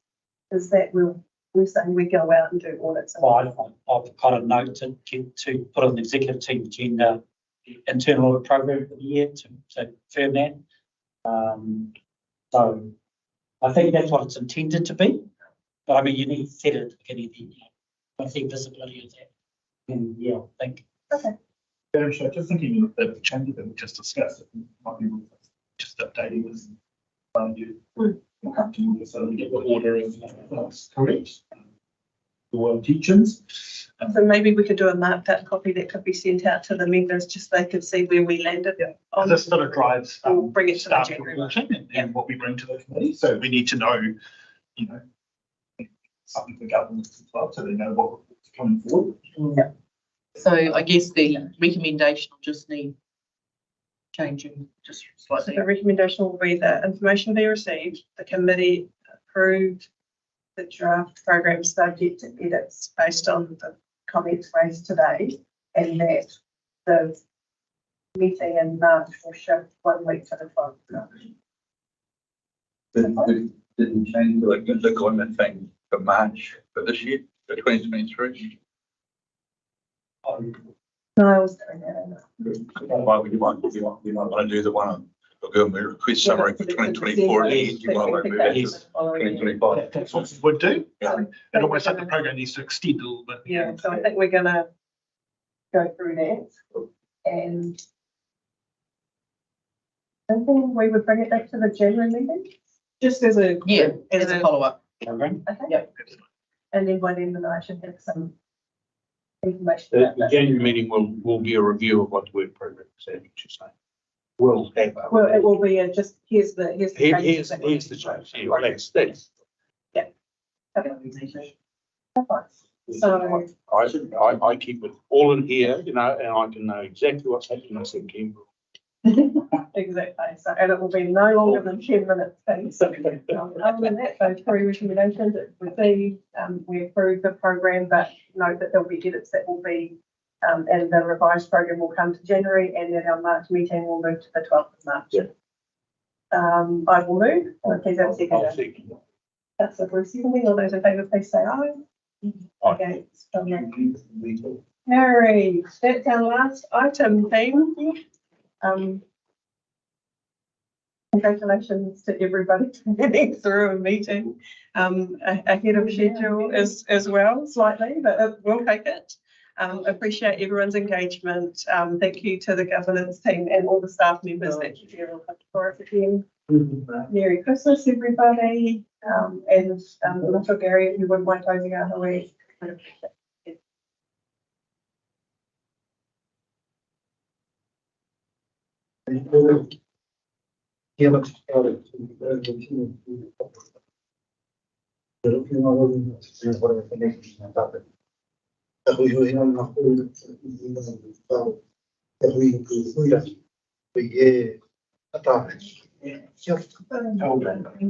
Awesome.